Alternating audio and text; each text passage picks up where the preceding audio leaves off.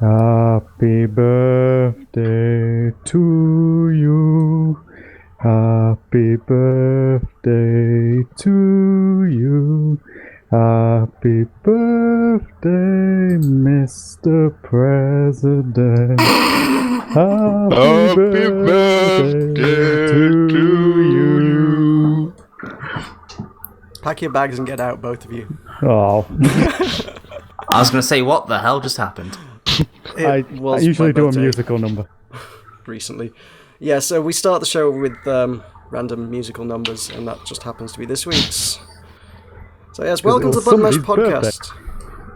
I'm joined this week by Michael singing our wonderful theme tune, as always. Again, apologies. Yes, thank you. You need one this week. Suneil makes a return, and we're joined by a special guest this week. So hello, Mod. Special? Wow. Hi. Hi, how's it going? Hi. I didn't mean special like that, but you can be if you want. No, if you had seen the level of incompetence I've had to put up with this week, special is quite fitting. Oh, okay. Okay. Oh, you're on the special podcast now, so you'll enjoy. Special for special people. Yay. Hey. Welcome to the special podcast. We talk mostly about video games. We're going to be here for about 2 hours or so. We're going to talk about our gaming experiences for the week, a little bit about gaming news, and then we're going to do some new releases later on. So, all very exciting. Yep, all very exciting. So, why don't we start with our guest? Mod, tell us a bit about your gaming experiences for the week. Put you on the spot there, didn't I? Yeah, just a tad, mate. Just a tad. Honestly, I've played fuck all this week because it was a week ago my computer decided it didn't want to work anymore. Power pack failed, and the resulting power surge took up my hard drive, so I've spent a lot of time and money trying to get everything working. So I've not really done much this week other than I've got an upcoming cooperative championship on F1 2013 as programmed by Codemasters, who ironically are not masters at coding. Right. And we did that just as a test to make sure everything's working okay. A bit of Euro Truck, I played that for charity, driving 1,000,000 miles in the same truck. And I just wanted to make sure my profile had actually successfully backed up. It hadn't, so I've got to start over again after a year and a half of playing that game. Yeah, that does bite a bit, actually. Yeah. How far had you got? 39,000 miles, because I only play when I'm recording, so I'm only doing 2 episodes a week because of all the other content on my channel. So it's just a case of, yeah, I'm slowly getting there. One of my workmates had worked out it's going to take me about 10 to 20 years at my current pace. Well, what's a year and a half in that scale now, eh? Fair enough, yeah. And the only other game I played this week is Minecraft, just to make sure Java's installed correctly and to have a bit of fun with a co-server inhabitant. I had kind of followed your Euro Truck stuff. How many episodes had you got so far? I had just hit 100. So that's just 30-something thousand miles was 100 episodes. Ouch. Yeah, so episode 101 is going to be, hey guys, how's it going? I'm starting again. Jeez. Interesting. Shit happens. Because I said, is it not possible to like hack your truck back in? I could, but it'd be a lot of hassle, and honestly, I'm not sure it's worth it. Really? You were quite attached to that truck. I can start again. It's no problem. Would it not be the same truck? It wouldn't. If I was to cheat it in, it wouldn't be the same, because that truck I worked for. Like I say, it's a year and a half worth of effort went into building that truck up into its current state. Well, previous state, I should say. It's now non-existent. And in its last upgrade, it has hazard stripes. Its last update, Matilda, that's the name of the truck, had hazard stripes added to her, which is quite fun. Watch out, big truck coming, hazard stripes, watch out. Because there's a new DLC came up for Euro Truck which introduced new cargo types. And also, because they were big, awkward cargoes, there's a bit more money involved with them. I was hoping to do a couple of those, but then, boom, computer die. Right. Am I right in thinking your series is inspired by Kurt J. Mack's Fairlands or Bust? Correct indeed. Right. And if people wanted to view this series, where would they need to go? To my YouTube channel usually, which would be youtube.com/disbelievingfate, or every now and again I'll do a live stream when I'll do a race across Europe starting from the most eastern point to go to the most western point, or vice versa, and that'll be at twitch.tv/mod1982. And thanks for the plugs there, by the way, guys. He's good at that. Yeah, I just do segues. That's the only reason I'm here. He's our segue machine. I'm just here for the fun. The fact I got a plug, hey, thanks. Much appreciated. No problem. Anyway, yeah, to go back, I was just thinking as regards the Farlands bus comparison, it does seem like your inspiration isn't not necessarily against cheating when the situation should arrive, thinking back to the time he lost Wolfie. I remember that episode. That was like, no, where did he go? It was during the live stream, wasn't it? I didn't watch the actual live stream. I just watched the uploaded footage a couple of days later, and I was so gutted when that happened. And I can actually relate now to how Kurt must have felt when he lost Wolfie. It's it's a silly little inanimate object of imaginary pixels in a game, but oh my god, you develop such an attachment after a while. I didn't realise it until I realised the save was completely gone. I'm just like, shit. I mean, there's the when I made a vlog the other day about just explaining to people what's happened this time with the channel, blah blah blah, and it's just recording that video. The penny dropped. Shit, I've actually lost Matilda. Yeah, I saw that. There was just that moment at the end where you just pretty much turned the video. I was like, oh, that hit him hard. That was a biggie. Yeah. There's a violin in the background, just adding to the atmosphere. Should have edited that in. I had no editing software at the time. I was borrowing my girlfriend's spare laptop to upload it. Fair enough. But hey ho, it happens. I'll get over it eventually. See, obviously my series is, again, my Spiral Spiel is kind of in a similar vein, but I've got nothing quite that I'm attached to in quite the same way. I would have to, like, literally lose the entire character to have anything remotely similar to that happen. Well, if you'd bought that horse, you would have had something to be attached to. That's not even in the same game. Okay, I'll bite. What are you on about? Oh lord, he keeps bringing this up. A few weeks back, I said I was playing Hearthstone, and one of the things that happened is after you'd won like 3 games or something, a little pop-up says, "Congratulations, here's a horse for World of Warcraft. Would you like to go and buy World of Warcraft now so you can ride your horse?" What? Yeah. And the bastard will not buy the horse. And no, I'm not resubscribing to World of Warcraft just for a goddamn horse. I know some people that would, sadly. I'm quite sure of it. My girlfriend being one of them, crazy bitch. Oh, but it's a nice pet. It looks like a kitty cat. Can I have it? No, woman, you can't have it. Oh, but you bought me Diablo. No, woman, you can't have this pet. Oh, God, what's it worth? Bacon sandwiches. Okay, I'm sold.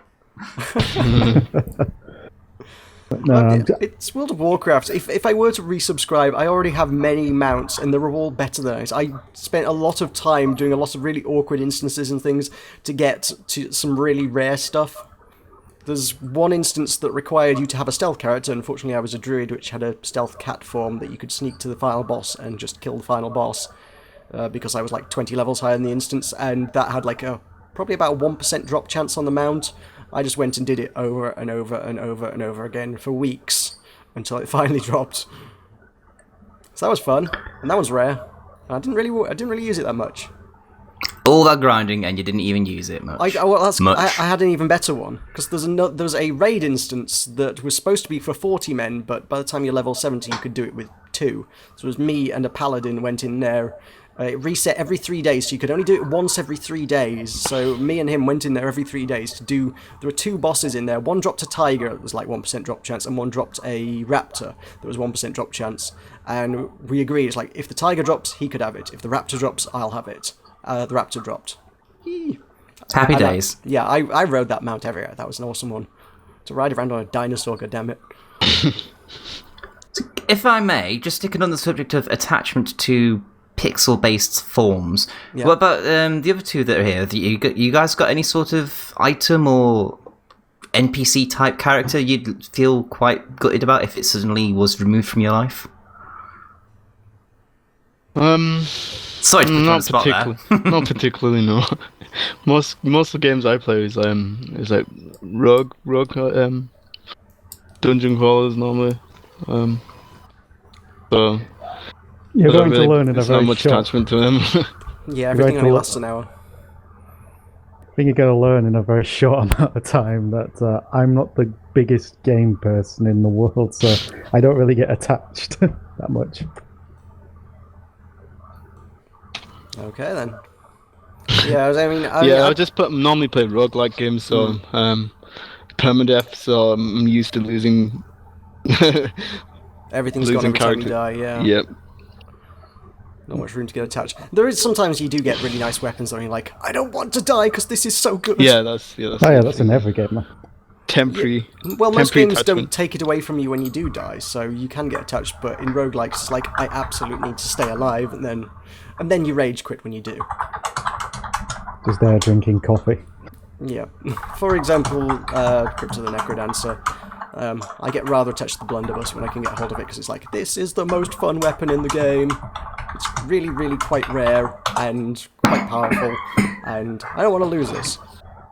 Even though you killed yourself with it last time. Oh, you had I it. did absolutely. I'm quite happy to lose it in that regard because that was just so goddamn hilarious. It's like I'm okay with this.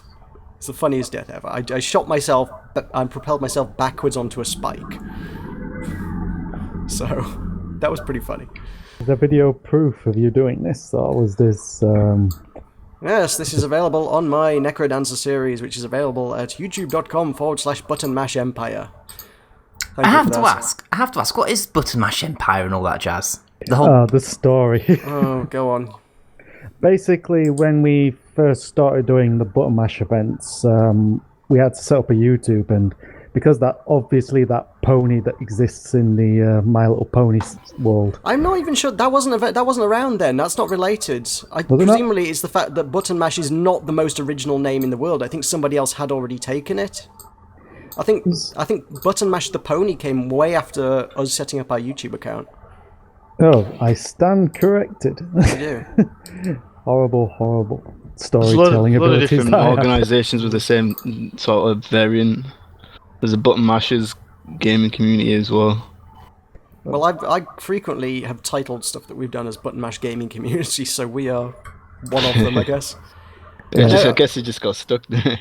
I know a few months back someone did start up a company because it just happened to show up in like the search results at some point. There's like Button Mash Games. There's actually a game development team have called themselves that as well. Yeah. I don't think they're making anything particularly noteworthy. I think it's a few mobile titles and stuff. And it's just like somebody working out their bedroom, but still, it still exists. Didn't you think about renaming it at some point? What? I don't Button think we're Mash? allowed to, are we? Yeah. Well, of course we're allowed to rename it. It's our organisation. It's written in the contracts. branding. Yeah, the branding is a tricky one because obviously you would have to change all the branding. And obviously a lot of the URLs and stuff that we have are trouble already. I mean, half of them are wrong already. You mean, see Button Mash Empire, for example, but yeah. I named that YouTube channel for you. So yeah, if we were to rebrand as... I don't know, I can't even think of any good original gaming names off the top of my head. If I could, I wouldn't be here. I would be busy making money out of naming things. The Destiny best game ever fan site. Should call it the Face Rollers. That's actually kind of cool, but probably exists. And it's a very obscure reference. I think if you told people, oh yes, we're Face Rollers Inc., people would be like, what? Except the one or two people who get it and be like, you've passed the test. Welcome to the secret circle. Here's the secret handshake. Oh yes, there's a hand and a leg and hop on the other foot, was it? Something like that? Yeah, basically. Few break-dancing manoeuvres. It's all good. Why am I suddenly thinking John Cleese and Ministry of Silly Walks? Very appropriate, yes. Yeah, that's about right. Anyway, has anyone played any other games worth speaking of this week? I've picked up a few games actually, because you've got the Humble Indie Bundle number 12 going on at the moment. Is there really? I had not caught this. What's in that one then? Right, bear with me, I'll just have a quick look. look Humble myself. Bundle. There we go. It's an indie bundle, so it's mostly, obviously, indie titles. SteamWorld Dig, Hammerwatch, Gunpoint are your basic titles. Pay more than the average to get Papers, Please, Luftrausers, Gone Home, and it says more games coming soon, which I think is unlikely. And $10 or more What do you mean is... unlikely? They always add more stuff. If they do, then I'll be happy to accept. They've never done one of these where they haven't added more games. I don't pay much attention to Humble, if I'm honest. I just get emails every now and again. Hey, you might be interested in this. Okay. And the Most last of the one, major numbered ones I have picked up, so I'm familiar with. I mean, they do far too many bundles to pick up all of them, but all the major ones, like this one, I generally have picked up. but the jewel in this one's particular crown, I think, is if you pay $10 or more, you get early access to Prison Architect, and all of these, of course, are accessible through Steam. Yep. That's always been their shtick from the start. It's DRM free and Steam keys. And Prison Architect, I will say, is a bloody good title. Actually, I have done 2 series on YouTube on that so far, and it's still in alpha. Actually, that's something I want to ask about. Do you think that maybe too many games... I'm sorry if I'm hijacking your podcast, by the way. Oh, right? no, go for it, no. But is it just me, or are too many games coming out in alpha and staying in alpha for a long time? Like, say, for example, Kerbal Space Program. How many people have bought that now, yet it's still in bloody alpha? Or beta, whatever. It's just ridiculous. And the Prison Architect, like you say, there's an example you just threw at us. You know, I'm sure Hawken, that's technically early access. Mm-hmm. That's a first-person shooter, mech-based combat that I thoroughly enjoy. That's something I'd love to play again at some point. Robocraft, another sci-fi-ish shooty game, World of Tanks style. That's in alpha, early access. And when are these games ever going to hit full release? Don't know. I think a more important question is, do they need to? Ooh. That's an interesting question. Basically, if you look at most of these are kind of following it's very much a Minecraft development cycle. It's kind of it's ready when we arbitrarily feel like it's ready, and even then, that really doesn't mean much. We're going to keep adding stuff, I think, is the way a lot of these are going. The Prison Architects, I mean, they're up to update 20-something now, and they've been doing one a month since they started. Each alpha version is released once a month. So I follow their update videos because they're actually quite entertaining guys that make it. So yeah, they have clearly been in alpha publicly available for about 2 years now, which is a bloody long time. That's what I mean, though. At what point do you say enough is enough? We're going to release it. This is a full title. I mean, referring to one of the games I play regularly, Euro Truck Simulator 2, they finished that game a long time ago, but they're still regularly patching it. I mean, they've recently done the 1.13 update, which includes achievements, more gameplay improvement to physics and AI of traffic, so on and so forth. And there's another big update coming soon where they're going to introduce rigid lorries with extra trailers in the back of them, so you can basically carry 2 loads around at the same time. Right. And it's just they've put their arse on the line. They said, right, this game is done, finished, but we're not going to stop patching it. So I don't get why some developers don't just go, okay, this game's complete as it is, because presumably they don't feel like it is complete. That's obviously the most obvious one. But you know, do you get what I mean? It's just frustrating. I think some developments just when they think they've finished a game and they'll look back and it's on the alpha version, they'll probably just look and go, well, I could probably do that better, and it's just they fall into the trap and they just can't stop trying to improve it. Essentially.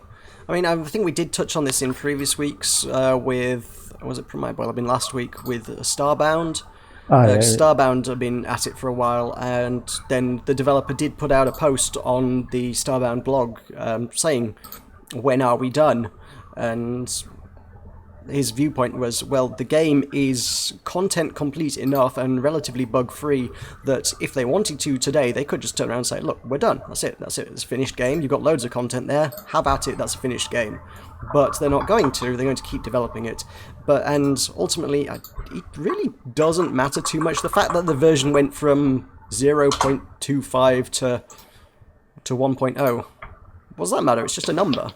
Why does the arbitrary 1.0 really make any difference in the grand scheme of things? Not really, but I just thought, something to talk about on your podcast, mate. Oh, no, absolutely. No, it's an interesting point. No, I wasn't debating the point. And it's totally not my way of throwing up my hands and saying, you win this, you bitch.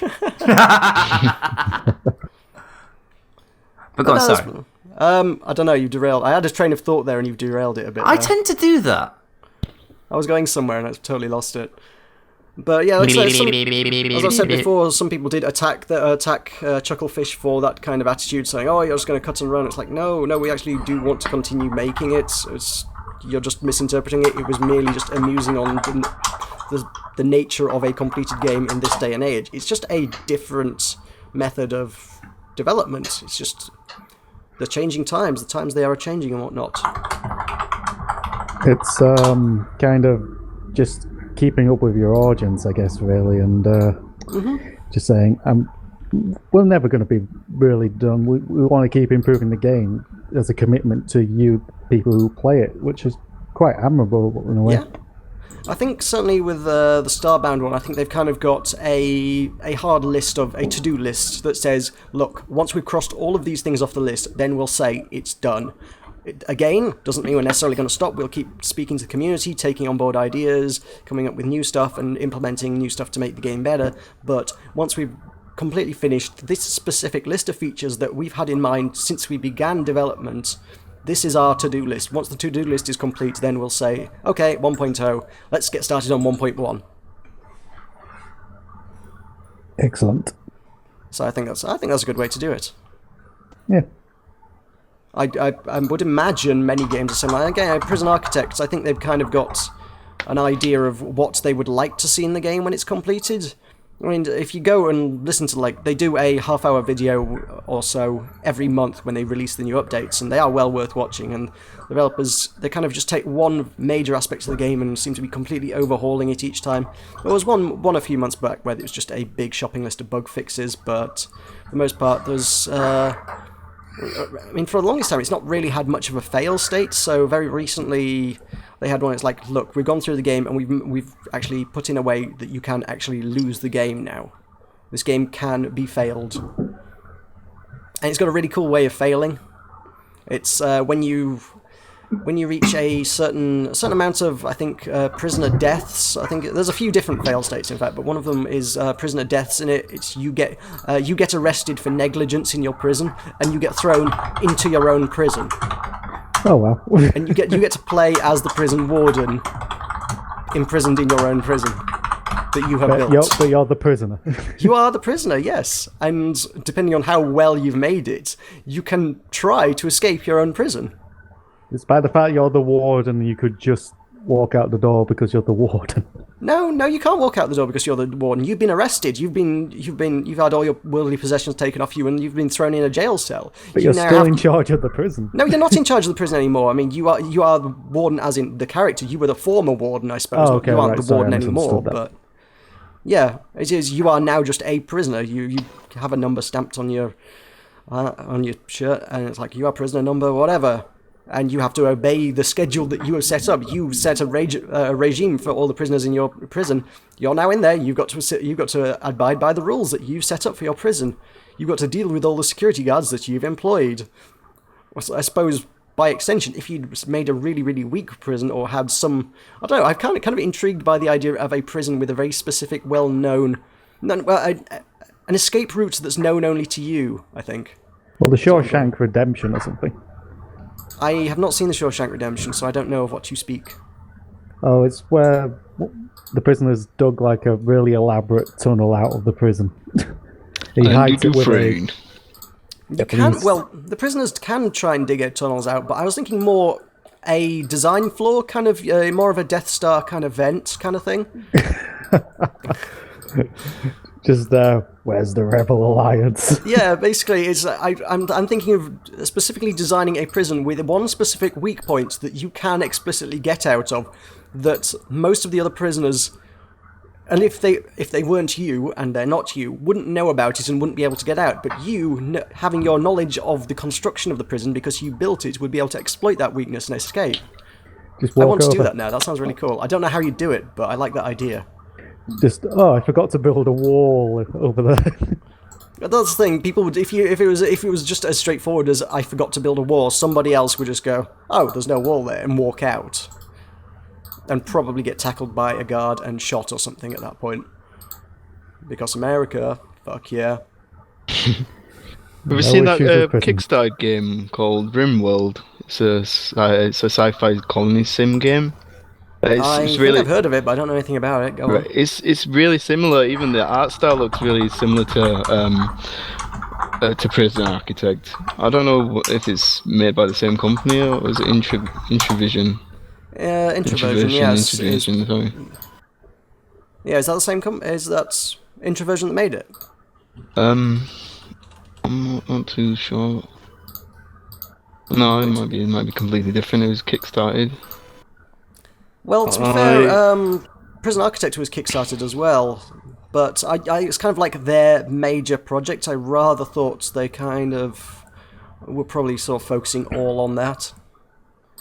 Although, oh wow, yeah, I mean, I'm looking at the Kickstarter. That looks really Prison Architect-y, actually. Visually, that's damn near identical. Actually, I would have said slightly different palette change, but otherwise, wow, that's strange. No, that's Tynan Sylvester. And Ludion appears to be the guys that made it. You see the similarities a lot with the character sprites. Yeah, that's what I'm saying. Yeah, graphically, it looks damn near identical. It's maybe a bit more cel-shaded than Prison Architect, but yeah, it's eerily similar, graphically speaking. But I've no idea about the game. Could you tell us more about it? I've seen like the pre-alpha trailer video. That's about it. Well, it's just basically you crash land on a mysterious planet. Not that much of a storyline. You just basically have to build a colony from scratch. Right. Obviously. So is it more of a survival kind of thing then? Is that? Yeah, more survival concepts. You get you just basically build shop and defend. That's it. You're just trying to create somewhere to More. live. Yeah. Rather than somewhere to punish people. You tell I'm really bad at describing games. I get the gist. Yeah, I think I've heard a couple of people mention this game before, but I'd never particularly to any extent checked it out, so it's kind of weird that it looks so very similar. I wonder if one was inspired by the other or vice versa, or if they came to the same conclusion independently. Yeah, that would be interesting. Because I have seen a few instances in the past where games that are eerily similar to each other have been kind of developed independently of each other and then released, like, damn near within a week of each other or something. For example, Orcs Must Die and Dungeon Defenders. Yeah, they both those do games sound the same. Well, they're both very, very similar concepts. It's the third-person action tower defense kind of thing with spells and sorcery and sword fighting and stuff. It's very fantasy themed. They both got a different visual aesthetic, but ultimately the gameplay is, roughly speaking, very similar. And both of them developed them about the same time, and both of them put their announcements out like within a few weeks of each other. And at that point, everyone was like, "Whoa, did one of you steal the idea from the other one?" And they were both like, "Nope, no, this is completely independent and completely coincidental. This is a bit weird." And then they both like released really close to each other as well. They both actually launched the games. I think it was like within a week or maybe a month of each other. Maybe they have the rivalry going on and they want to see who do better. They're conspiring together to release them at the same time, so there's no competition. Or actually, no, that's all the competition. No, Yeah. I don't know how that would work. Just competition between themselves, I guess. Yeah, I mean, one of them was more multiplayer focused, one of them was more single player focused, but other than that, yeah. Oh, wow. Alright, cool. Was there anything else? There's Luftrausers and Papers, Please in that bundle. Those are both excellent ones that we should be looking at. Papers, Please, I have a series on my channel that you should go and watch because I did it all in a very silly voice. And where is this YouTube channel one more We've been time? there before. I told you I can replace you with a soundboard at this point. Another plug. Is this a Yes, plug for the soundboard? youtube.com/buttonmashempire. You can go watch Papers, Please. I did it in a very kind of Borat kind of way. Would you like to demonstrate the voice for us so we can get a feel? Probably not. I think you should do voice. He is third best shitty impersonator on all YouTube. That was the voice. You did We're it the for me. first two. Oh. All hail glorious nation of Arstotzka. Glorious impression was... Yes. Papers, please. Where are your papers? I actually now think I'm in Albania. You need me. In You are Mother in glorious Russia. nation of Arstotzka, where you will receive potato for day's work. In Russia, vodka drinks you. Are we treading the line into mildly racist? Maybe. Xenophobia. There's a difference. Oh, that's okay then. Yeah. Ooh, also Hammer Watch. I kind of hadn't picked up on that when we looked at the Humble Bundle first time. That's actually quite a good game. That's reduced in price a lot. Yeah. Well, it's now pay what you want, so that is very reduced in price. Yeah, and on the store as well. Oh, right. Like £2. Well, it's £1 or $1 or whatever it is on pay what you want, and you get other games with it. So you would kind of be a bit silly to pay for it in the store at this point. Don't pay the Yeah, in £2. Steam. But we played a bit of that, didn't we? We did have one evening playing through it reasonably thoroughly. That was a good game. I enjoyed that. Very difficult. Yeah, it's pretty bloody challenging. Yes. Was this on the Probably why it's gone. No, this was literally. I think this was just literally just an evening of us playing it. I think. All right. We didn't stream it, did we? Nope. No. Planning any more streams in the future? Yes, if somebody wants to pay for my internet to be upgraded. Okay. My So there'll be no streams. There are no streams for the foreseeable future because Sky Internet is the worst internet. All right. Just saying. To All crush the dreams. All UK internet's the worst internet. It's not terribly great. It's not as bad as having, by the sounds of it, Comcast. But hey, it's not great. The views of the Button Mash host. I'm gonna say every Comcast have got the reputation as the worst ISP in America, and every couple of days there's like a new story comes out of something else that they've done that's really, really bad. Now, one that popped up today is Comcast has declared war on the Tor browser. If you try and browse the website using the Tor browser for any degree of anonymity, for whatever reason, Comcast will bring you up and say, "Oh, you're browsing illegal sites. Can you tell us what sites you're browsing? You shouldn't be browsing them. Tell us what you're browsing." Which is a little bit sketchy, because that implies that they are really, really, really keen to see what you're browsing on the internet, which is worrying in and of itself. Why is it John Cleese calling you up on behalf of Comcast? He seemed like an appropriate person to be working at Comcast. I don't know. Monty Python, Tor's He not done. hasn't done much lately. He had to get hired by Comcast. I don't know, what has John Cleese done lately? Monty Python just did that tour, didn't they? Did they? Final ever tour. Well, there you go. Is their final ever tour. He's got no money coming in after that. He needs to do something else. Oh dear. So watch what you're looking at on Comcast. 39 dB. To get you. Anyway, yes, that's What have you been what we playing know this about week, the Humble John? Bundle. Sorry? What have you been playing this week, John? What have I been playing? Oh, I've been playing many things. I Tell us. have... Tell us now. Somebody has written his balls on my document here. Mary has been playing with his balls. There's no surprise. Well, this is true, but hey, there's other things that are a little bit more interesting. Who here could possibly have the maturity level of a 12-year-old? Let me think about this for just a fucking second. Well, I think that could be anybody here. I wouldn't put it past myself to write that. Yep. Anyway, Put it this way, who doesn't play with the balls? this is true, yes. Women. Well, Well, they're doing it wrong. I find that my balls are actually the possession of my girlfriend, and she plays with enough said. Okay, thanks for sharing. Hey. Hey, you guys started it. Whoever wrote it on the document, but she was not admitting it, said that. Should have won. Who's whistling suspiciously? That's usually a clue.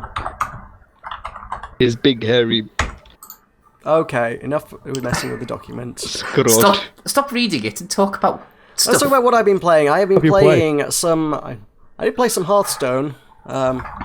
Didn't really achieve a lot with Hearthstone. I did some more WildStar, though. WildStar was fun. You know, I mentioned before the interminable queues for the PvE group content. Yeah. For which I waited for like 90 minutes to try and get into a dungeon before giving up. Yeah. I got into a dungeon! I Hey, didn't have to only wait took 90 you a minutes. Yeah. I just left the queue going. It's like 3 days later. It's like, we found you a group. You get a medal to get some sort of achievement.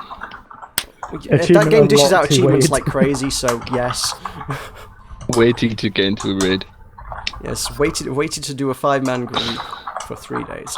No, it was only like 2 days. I was only in the queue for like half an hour. I joined the queue and it was like half an hour later, just randomly doing quests. It was like, we've got you a group. And I was like, I wasn't ready for this.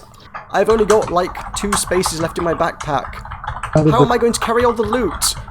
Can I have 5 minutes to empty my bags? How did the quest go? It went well. That game's really good group content. I'm really enjoying that. That's why I wanted to get into the WildStar, actually. Jeez, that's really good boss fights. I'm trying to remember what they were now. First one, they had a guy that's got like 4 summoners in the middle channeling energy towards him. So you run up, stand at first, it's got like 3 phases. First phase is standard tank and spank. Tank picks up aggro, everybody else nukes him down a bit. At about 50% health, he goes completely invulnerable to all damage. And all the sort of summoner guys around him break free, and the tank has to pick them up, and we have to kill them before we can actually do any damage to the boss.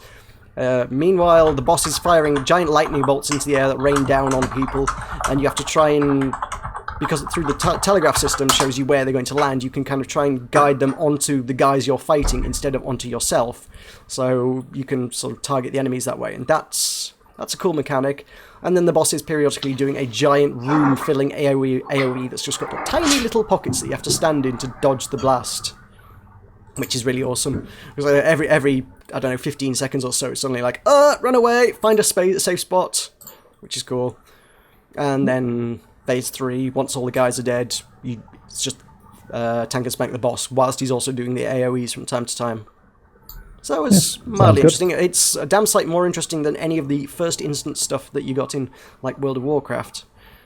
Second boss, what did that one have? There was a giant cyclone wind elemental dude that summoned huge tornadoes that would pick you up and throw you across the room. And then there was like what was it, kind of a Frogger bit, where there's like giant tornadoes sweeping back and forth across the room, and you had to run across it and dodge all the tornadoes. If you got picked up, you get ruined. And the boss, all the time you're running across it, says, boss is charging energy, he's at 25%, he's at 50%, getting more and more powerful. So you have to run across the room as fast as possible to get back to him before he charges up, whilst dodging 1,000,001 tornadoes all trying to throw you into the air. Which was also pretty awesome. Yeah, that does seem like it would be quite inconvenient. Yeah, and then the third one was like a huge dragon that was like, I can't remember his name. His name had something to do with Storm Wing or something, I don't know. And he had a thing where he would summon a giant hurricane, I guess, kind of tornado another room-filling kind of thing, and it's like it would have the Eye of the Storm, which was like the only safe place in the room. You had to fight the boss from within the eye, and the eye would usually be, I think it was centered on one player. It would pick one out of the group of 5, and it was like, okay, this person has a small safe zone around them. If you stand outside that, you're gonna die. Stand on that person. Everybody had to run to the center to stand in the Eye of the Storm to fight there whilst fighting this thing. So that was really cool as well. That's very creative. Yeah, they got some really cool bosses. They're really awesome. I'm liking it a lot. I can't wait to do more group content in that game just because that was really creative. So it's not quite Dr. Robotnik in Sonic where he had one attack. He said, Robotnik, you're my best friend. Eggman does not exist. I love you now. I love you. You've gone past friend. You're lover. So there's a series on my channel I'm currently playing called Dr. Robotnik's Creature Capture. It's a Sonic 1 hack, and I just love the fact that they call it Robotnik or not Eggman. I started playing Sonic Christmas 1992 when he was actually a proper Robotnik, and this Eggman thing is just an attempt by Sega to get us to call the same name as the Japanese name, which I believe is Eggman over in Japan. Then, they'd be in the Japanese name, and I'm talking shite because he said Robotnik! Is that actually the thing? Is that actually is it? Japanese was the Eggman one, is it? I believe Eggman might have been an American thing. Either that or the kids over in America adopted Eggman quite quickly because it sounds funny. I've never known where that came from, to be honest. And they started referring to him as that in the 3D games. I was like, where did this come from? He has always been Robotnik. My parents call him Robotnik.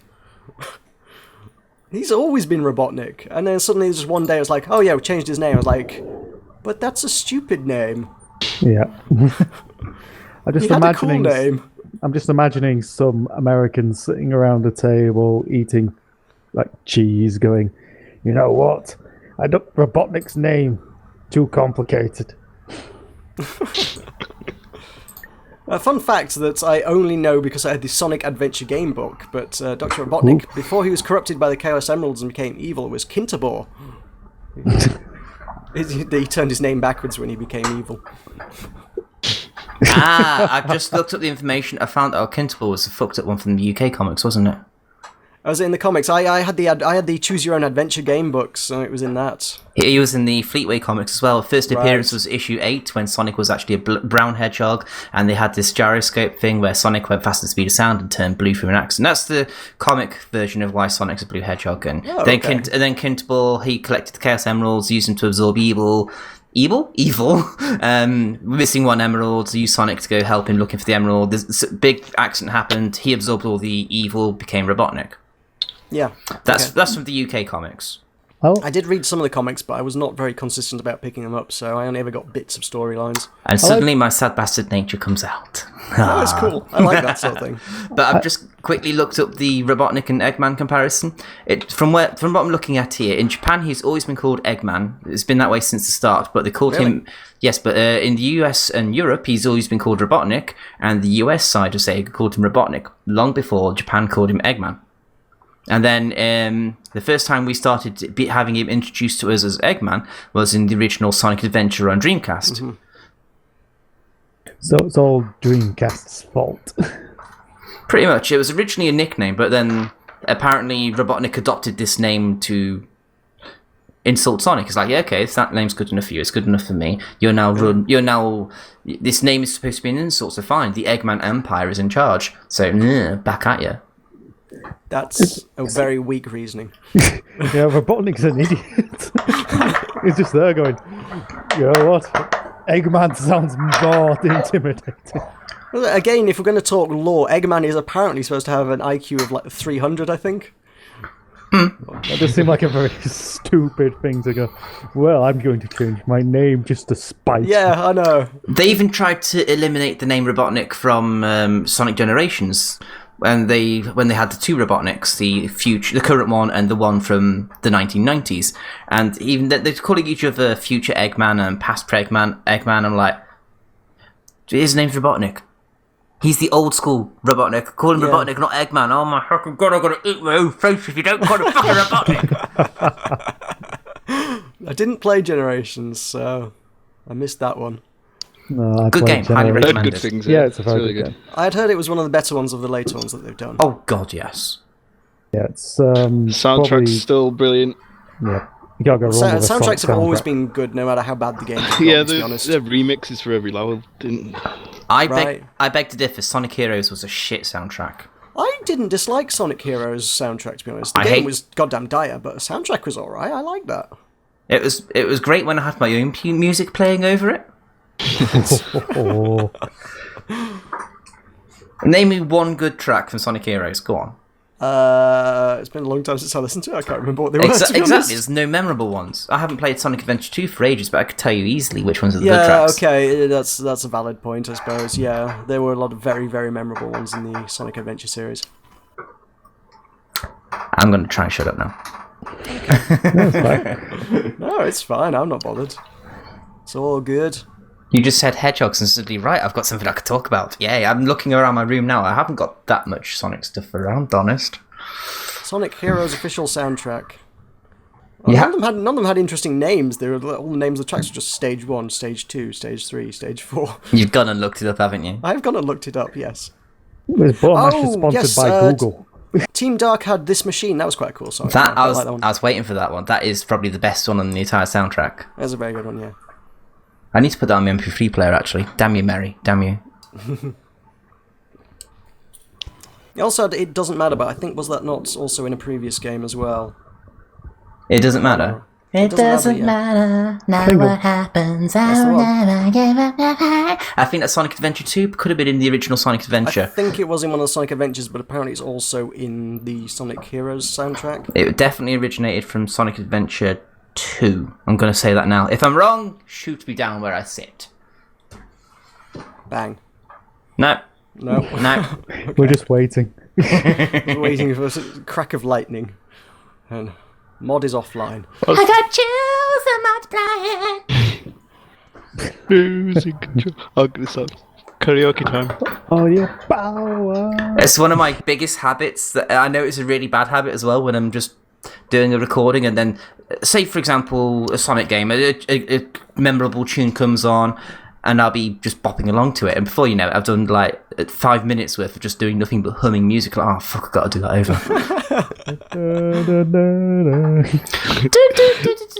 Humming the soundtrack.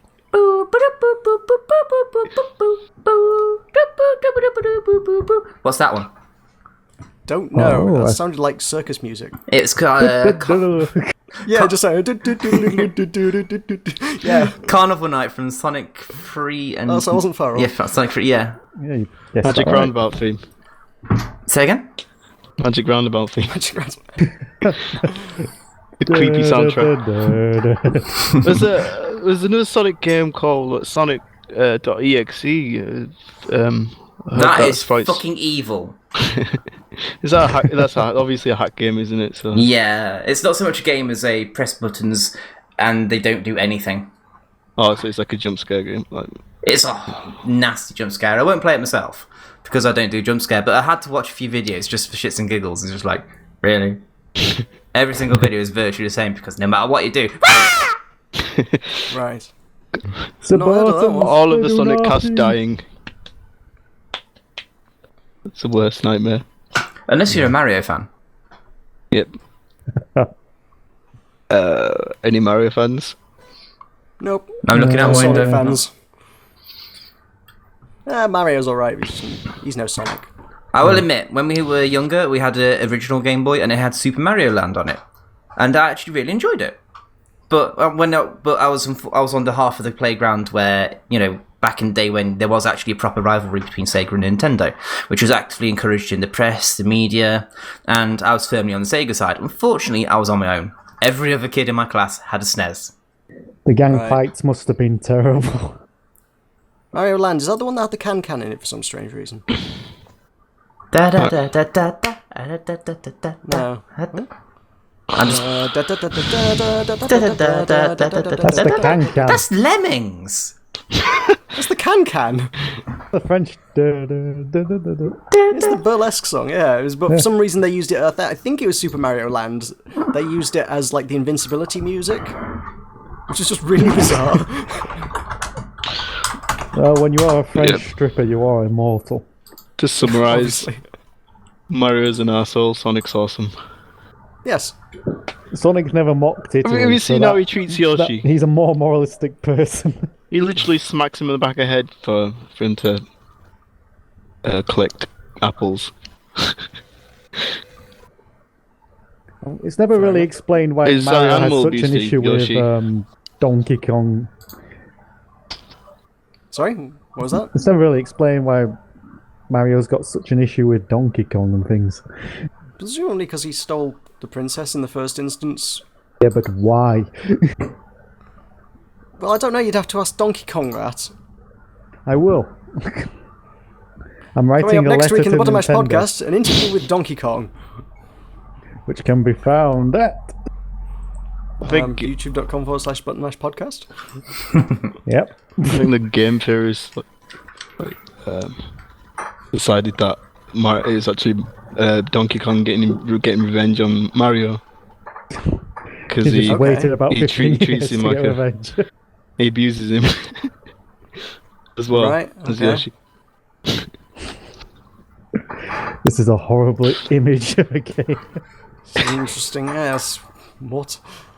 Anyway, let's move on. Let's have a segue into a game that's kind of like Sonic and also has very interesting boss battles. I finished Freedom Planet today.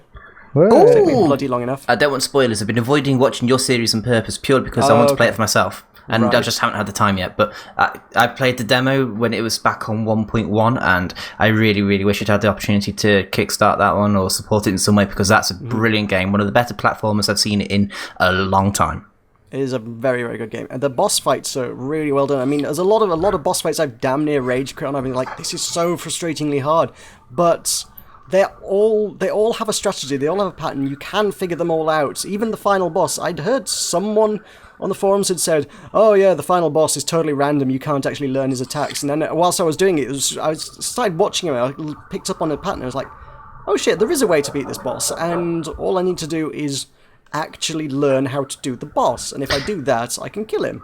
And all the bosses are the same. They're all really interesting at first. You're like, oh my god, how do I dodge that? How do I dodge that? And as you die a couple of times, you're like, oh, I get it. I can do that to avoid that attack, and then that opens him up for an attack there. And then when he comes around that way, there's an opportunity to hit him there. And the bosses are all really, really interesting. It's got some fantastic fights in that game. It reminds me a bit of Rocket Knight Adventures, actually. I think that was one of the influences cited during the development of the game. I think it is, yes. That, Gunstar Heroes, and Sonic, wasn't it? Oh, I remember Gunstar Heroes. Sonic's very much the obvious one, but yeah, there's one of Lilac's moves is... That may or may not be my phone, sorry.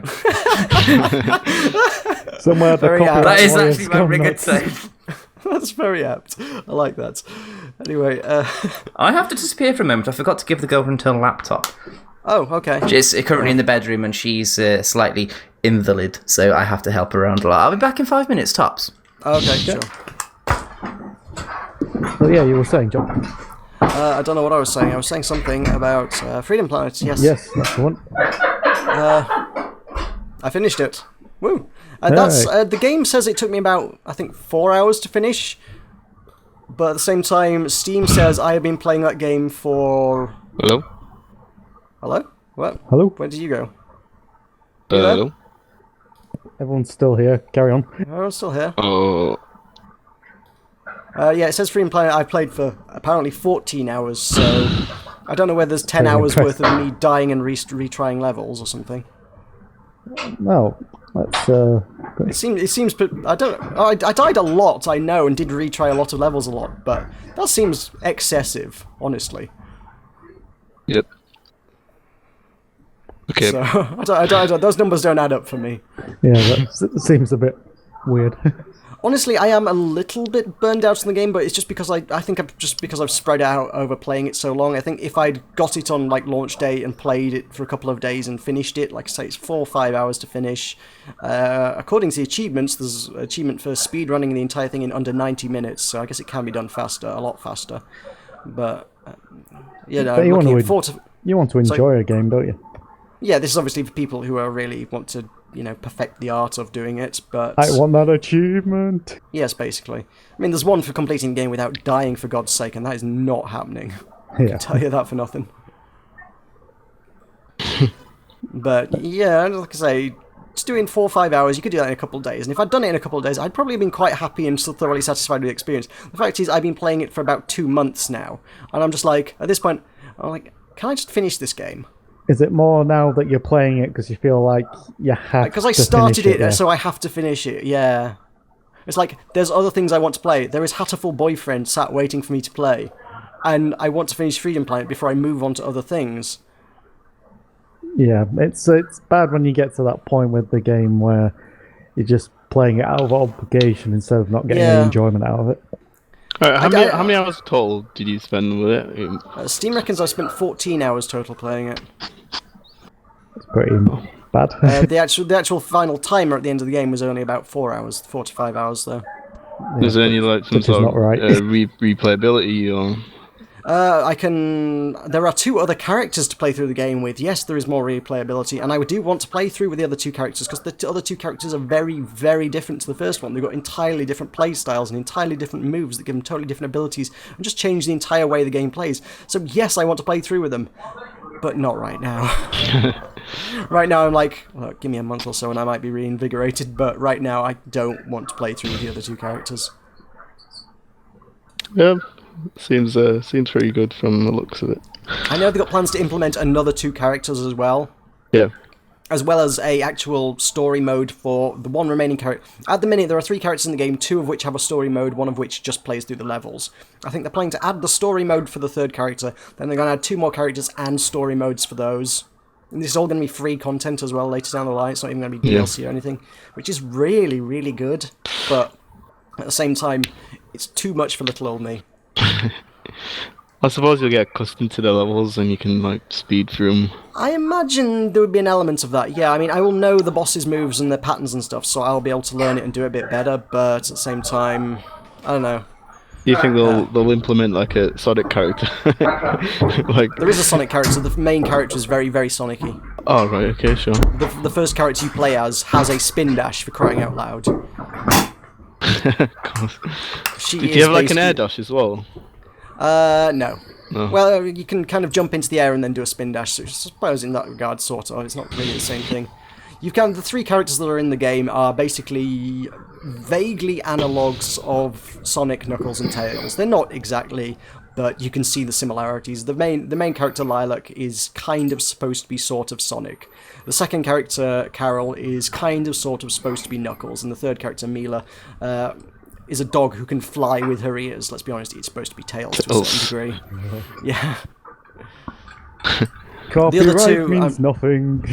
Yeah. Does she linger off screen like after a while? No, it doesn't play. It doesn't play co-op like the Sonic games do. But that would be interesting. That would be really cool if they added that. If you could pick two different characters Sonic and 2, play it wasn't really co-op. It was just like, here it for the wasn't ride. co-op. It was tag along. Is the main bad guy boiled egg man or anything like that? No, it's not. No, they come up with their own evil alien dude who comes to invade your planet and steal your magical artifact, and you have to stop him. And he's really, really evil. And to be fair, he actually genuinely is properly fucking evil. Whereas Eggman was just kind of like a bit douchey and a bit of a... just a bit weird. This guy's properly stabbing people in the face that don't deserve it bad. With a knife. Whereas Eggman was just like, I'm going to imprison you in a robot and you'll bounce around for a bit. Whereas this guy's like, lol, knife in your face. And then he will laugh at their corpse. Yeah, that seems like a bit pointless, laughing at someone's corpse. Like, oh.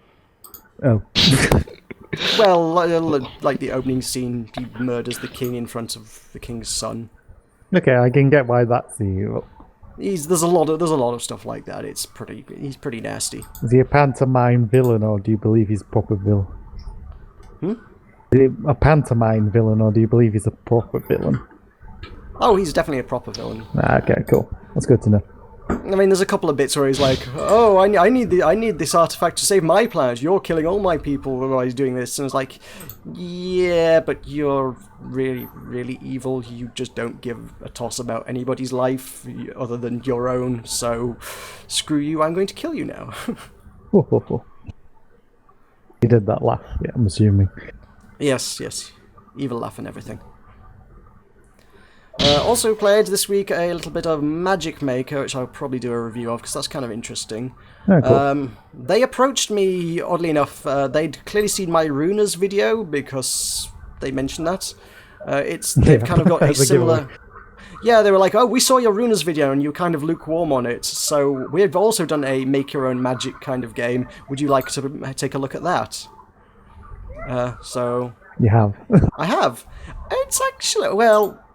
It's weird, kind of interesting, but at the same time, I found myself to be really, really OP, because the way they've got their system set up is that Runas had its system set up where they had like 285 spells, but each of those 285 spells was handcrafted by some developer somewhere. That's not an insurmountable number. Someone sat down and thought of 285 combinations of spells that you could have in the game.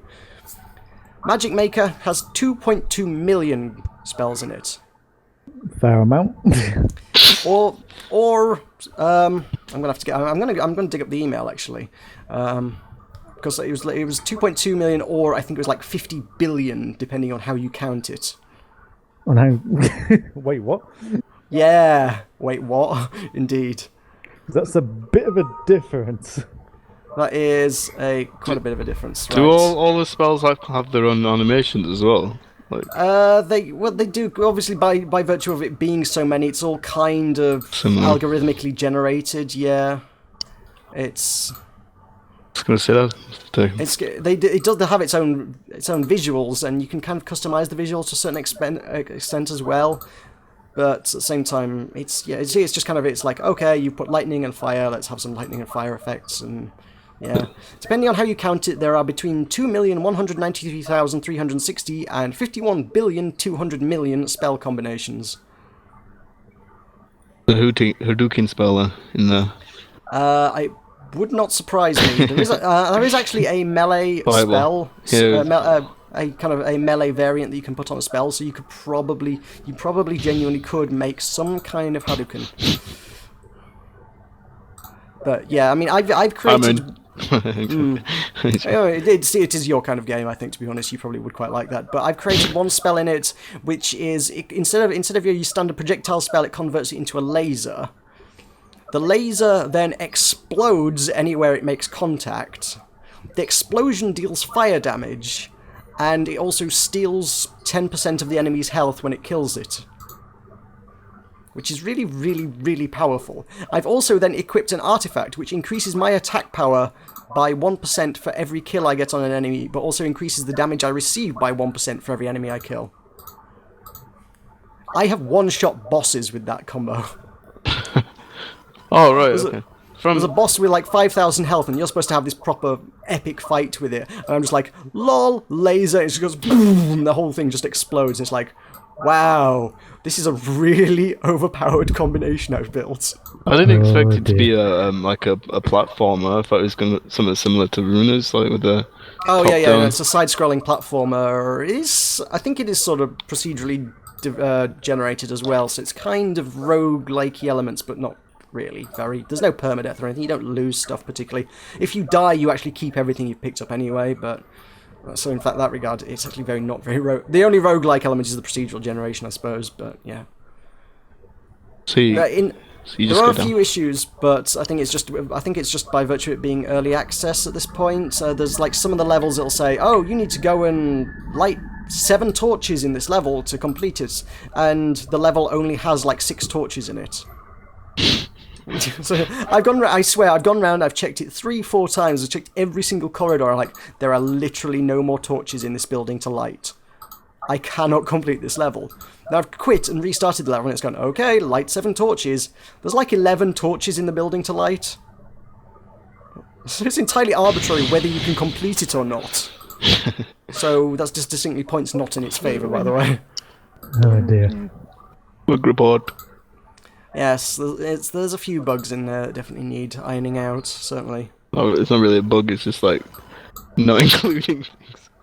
It is a bug, absolutely. If the game says there are 7 things to find in this level, even if it's procedurally generated, there should be at least 7 things in the level to find. That is a bug. It's the definition of a bug. Definition of a bug is insect. Well, Ooh, we're getting literal. Yeah, you're correct. Also tried out Salt this week, which is another early access thing. I just tried the demo, to be honest, but it is a open world, kind of but not very survival-themed pirate game. So you go collect logs and rocks and resources and craft things, and ultimately build your own boats and go sailing on the seas and visit other islands and find people to fight and swashbuckle and stuff. So, pretty standard pirate game, really. It sounds, well, most pirate games wouldn't have you build your own ship from scratch. I know, that's the only unique bit. Yeah, I mean, it sounds kind of cool, but at the same time, I don't think they're going to take the formula far enough, because having spoken to the developer, I spoke to him on Reddit briefly, and it honestly sounds like he doesn't plan to really go much beyond visit other islands, fight a few pirates, steal their stuff. When I would, if we're talking pirates, I want a big friggin' galleon or a frigate or something, and I want cannons and boarding other people's ships and proper epic naval fights, and I don't think that's happening. I think it's build a raft and messing about in boats. So you want to take on the British Army, basically, at sea? Yeah, give me that. I'll be happy. Yeah. Ahoy! It's like pixel piracy. It's a little bit more 3D than pixel piracy, but yeah. Pixelate. Actually, to be fair, the concept's probably not a million miles from it, though. Yeah, same. It's like pirate management sim. Yeah, well, that one, actually, they give you a crew quite early on with that. As far as I've seen anyway, you don't pick up a crew at all. You might get one later, or they might be planning to add that, but the stuff I saw did not involve crews of any sort. So it was just you going around by yourself? It was me pootling about on a raft, visiting various islands. Which is not unenjoyable, it was quite pleasant, but at the same time... It's not what you want. What I want in a pirate game, yeah. Yeah, I can see where you're coming from. Yeah, Johnny keeps going on about the naval combat in Assassin's Creed 4. It's supposed to be Yeah, the naval combat decent. is very fun in Assassin's Creed. Yeah, it's the best Oh, bit yeah, of I the should try game. that. Really, yeah, I played it. All right. Again, people keep saying that, but from what I mean, I haven't tried it, so maybe I can't compare. But what I've seen of it, it didn't look especially amazing. What I want is Pirates of the Burning Sea. To be honest, maybe I should just go back and play Pirates of the Burning Sea. But Just I get want this somebody that pirate does. thing out. Just to get this pirate thing out of the system. That's not happening. And Pirate to the core, baby. Your two main resources in Assassin's Creed is sugar and rum. Cool. That's kind of cool. That's basically loot off of the. Right. You'd expect to loot like weapons as well, but I don't know how that would be implemented. I've only seen like bits of videos of it, so looks cool. Yeah. I could see that that's kind of a game, like with Guns of Icarus, like with just pirate. Yeah, if someone wants to do Guns of Icarus Pirate Edition, I'm okay with that. I will enjoy that game. Someone please make that. Anyway, we have been going for a little over an hour here. Should we perhaps call a break and do a spot of news after the break then? I think that would make sense. Yeah, Seems like sure. a reasonable place to leave it. Yep, let's go with it. Alright, okay, so we shall be back in just uno momento.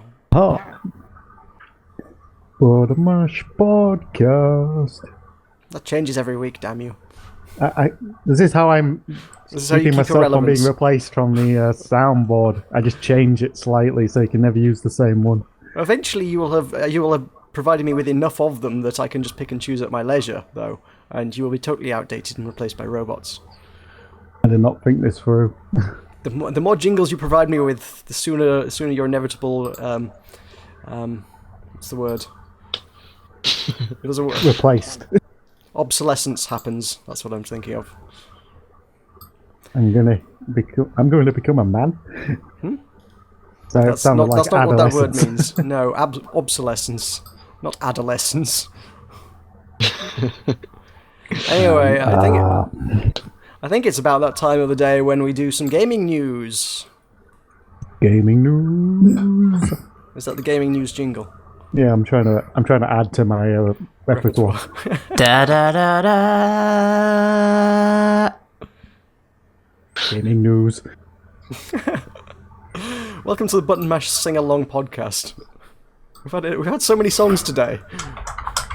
We always do. We need like we need the text at the bottom with a little ball that bounces along it so people can sing along. We don't really have that much news this week, so we have to kill time. We have a few bits, and we can. Such as There's the big news of the week is Microsoft potentially going to be buying Mojang for $2 billion, which seems a fair amount. which is a lot of dollars. To be honest, They do still make quite a lot of money off of Minecraft though. Don't they? Yeah, undoubtedly they probably do. I mean, Minecraft it continues to sell like hotcakes. It continues to top the charts most weeks. Imported to the Xbox One recently. Yes, and the PS4. PS4, yeah. And lest we forget the sheer amount of merch. I think a lot of people very much tend to underestimate how big the Minecraft empire, as it were, is. What? When you stop to think about a lot of YouTubers that have made a living just solely off playing Minecraft, Yeah? it's scary, really. A lot of those, in many respects, they're that's just the PC market, and across the board, a lot of the time you see sort of PC market getting a little bit of burnout. People sort of like, oh, I'm bored of Minecraft, and you see people going and doing Feed the Beast or various mod packs and things. People continually saying, oh, I want something fresh, I want something new. So in the PC scene, you do often see a lot of people saying, Minecraft's kind of on the way out. I've heard a few people say that. It's like, it won't be around much longer on PC, but there is way more to Minecraft than PC. There is so much more. Well, It wouldn't have got a platform release, would it, if it was on its way out? No, I mean, Microsoft, they aren't stupid. I mean, some people might like to paint them as such, but I don't think they would drop $2 billion on something without at least giving it a little bit of consideration. Is there an actual reason why he wants to sell it? Notch, I get the impression, has never been... I mean, I think he likes the company, but I don't think he likes being tied to Minecraft so much anymore. Oh, so he wants to create a new he IP. He stepped back. No, well, I don't know. I think Notch doesn't like being in the public eye, and Notch just wants to do what Notch does. Honestly, I think Notch would be happy if he was so just he's got left sucked into all that that area. I mean, Hasn't it been announced though in one of the press releases that he'll be staying after the deal may go through? No, he said no. It's quite the opposite. He will be leaving after the deal goes through. Right. What do then?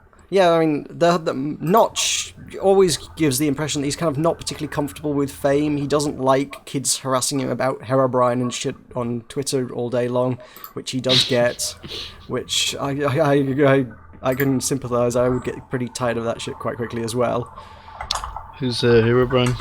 I forgot. So Herobrine is the urban legend within Minecraft. It's Steve, but he has white eyes, and it was a running joke that they did in the early days of Minecraft. All the patch notes always had one line at the bottom of it that said "removed Herobrine," removed Herobrine. Every single patch, every single time they did an update for the game, the last patch note was "removed Herobrine," and it became this running joke. And Notch has publicly come out and said, "Jesus Christ, I wish I hadn't added that." The amount of kids that give me crap all day long saying, "Hey, I found Herobrine, why did you remove Herobrine? Herobrine's my friend." And he's like, "Oh my god, go away." Adds to the hype.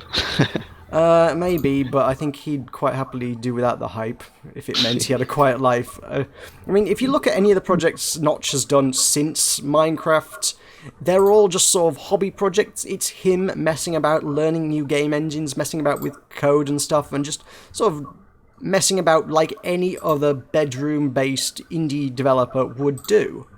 His attitude towards game development is just, I'm going to do what's fun for me, and I don't care if anybody's interested or not. I don't think he clearly didn't intend Minecraft to blow up the way it did. When he started making it, he didn't expect it to be a multi-billion-dollar franchise. He thought it was going to be, I think it was another mod for another game. He'd kind of taken another game and kind of adapted it a bit. And he was like, oh, this is just a hobby project I'm working on. And then it blew up into this world-spanning monstrosity that it is.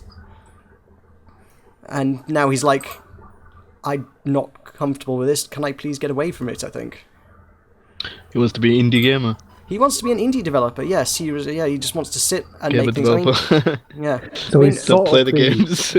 He's sort of the Kurt Cobain of game development. I mean, did you see a few months back he released a game, as it were, that was called Cliff Horse? Did you catch that one at all? Cliff Horse. Cliff Horse, yes. I vaguely remember hearing about it. I don't think I played it. Well, no, I mean, it's because it was a Notch game, everybody caught onto it, and the news was like, oh my god, Notch has made another game. Hey, everybody check out Notch's latest game. It was a prototype of it was a tech demo at best. He basically made a model of a horse that would just sort of, it was him learning to use Unity, to be quite honest. It was just a prototype of the thing that he learned to use Unity. He made a landscape. It looks quite good. It would seem like a... There's no gameplay. It's a horse that slides about a landscape with no animation, and when you get to the edge of the landscape, you fall off the landscape. It's like on a hill, like horizontal. Yeah, that's saying there's no collision detection. The horse goes through everything. The horse has no animation. It slides everywhere. There's no kind of I don't know what you'd call it. It doesn't interact with hills or anything. It does just slide up vertical surfaces. So you're saying he developed Goat Simulator? It's not far from Goat Simulator. No, actually, that's quite accurate. I bet you when this first came out, people were just going, "Where are the creepers?" Probably, probably there are a few people who say. But again, this is literally just Notch was just like, can I make something in Unity and can I make it work? And then he did something and he made it work and he posted it on Twitter and suddenly the gaming media was like, oh my god, check out Notch's latest thing. It's like, it's not commercially available, it's not meant to be a product people are interested in, hyped about, or want to purchase. It's Notch learning to use Unity. That's it. That's all there is to it. And then the other day he announced that his current project is that he's porting Doom to a new platform, I think. Okay. Yeah, that's hardly the That work sounds of some innovative, creative If he's doing it himself, legend. I'm seeing that. I have no idea what he's planning to do, but at the same time, I don't think he cares what people think of what he's planning to do. He just wants to do what he wants to do, and he's got the money to be able to keep doing it forever at this point. And that's all he cares about. Is it going to go down the Cliff Blazinski route and just...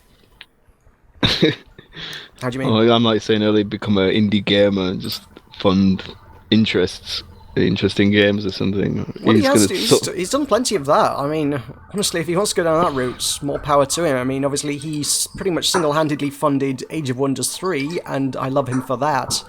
Well played, sir. That's an excellent game. There's plenty of games that he's thrown like 10 grand at just to top up their Kickstarters and whatnot.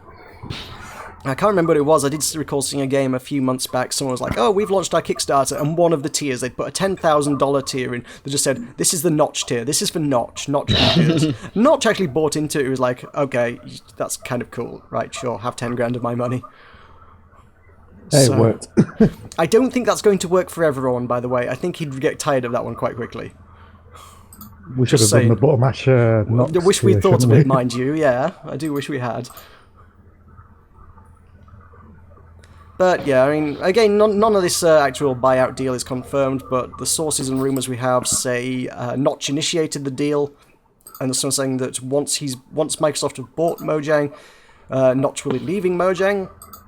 So that kind of the implication is that the development team that is working on Minecraft, Dinnerbone and Jeb and whoever, are probably still going to continue working on it, but Notch won't be there. But Notch doesn't work on Minecraft anyway. I mean, Notch was invited, I believe, last year onto the Minecraft charity live stream they did last year for the Farlands or Bust charity fundraiser. And Notch didn't know what half the items in the game did. So he hadn't played Minecraft, he hadn't followed the development, he wasn't involved in any way, he just owned the company. So he went on and started playing with a bunch of YouTubers, and he was like, so what does this item do? What does this item do? I've not seen one of those before. And he was completely confused by half the game because it was all new to him. In all fairness to Notch, though, it's been well documented in many UK publications, at least, that his thing is he'll get a game space code sorted, he'll work on it for about 2 or 3 years, and then he'll hand it over, and then he'll work on to something else, like that X10CX, whatever game it was, Scrolls. He did the same thing. 10 to the C, whatever it's pronounced as. Yeah. You know what I mean? You know what I mean, though. It's just got a general thing of it. Yes, well, that one, again, 10 to the C, it was like, he announced, oh, by the way, I'm working on a new thing, it's called 10 to the C, or it was 0x10C, but it's pronounced 10 to the C. And everyone was like, oh my god, Notch's biggest game, this is the guy who made Minecraft, this is going to be absolutely incredible, Notch is going to knock it out of the park again because this is a guy did before. And I think from Notch's perspective, it was like, whoa, last time was kind of a fluke, I don't think I can do that again. And ultimately, again, the media coverage and the hype and people going, oh my god, Notch's latest game, oh my god, Notch's latest game. Eventually he was just like, you know what guys, I'm not going to work on this anymore. Whatever spark of inspiration I had, whatever innovation and interest I had in doing this is now, that's kind of gone. And you've all kind of killed it by expecting too much of me, in many ways. So... He worked on Scrolls as well. That was pretty decent. Was that Notch's? Because I mean, it's generally tagged as like Oxeye Games, which was actually Jeb's original company before he joined. Right. So, is that actually developed by Notch, or is that just published by Mojang? I'm not actually sure the actual development. I think it was developed by Mojang, wasn't it? I know you can buy it through like their Mojang store and everything, but I thought that was mostly kind of like Jeb's project. For the most part. Right. It might have been a split project then. I'm honestly not sure of the details, so if you know more than me, please feel free to tell me I'm wrong. I don't object to being told I'm wrong. I'm going to, of course, check the Wikipedia page just to find out.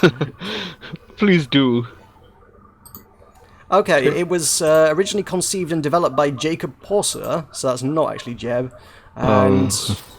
It was developed by Notch. Notch worked with Jacob, but it's Jacob's original concept, actually. So... Okay, so what happens to all the staff then? Do they all just move to Microsoft I then? presume it's same as if you like anybody else who's like got a parent company or publisher or whatever. It's Microsoft pay the bills and call the shots, but ultimately the developers are still there. It's still Mojang. It's just Mojang is now a subsidiary of Microsoft Corporation. Is presumably how the actual business structure works. Bill Gates turns them into sausages. That doesn't happen. Excuse me?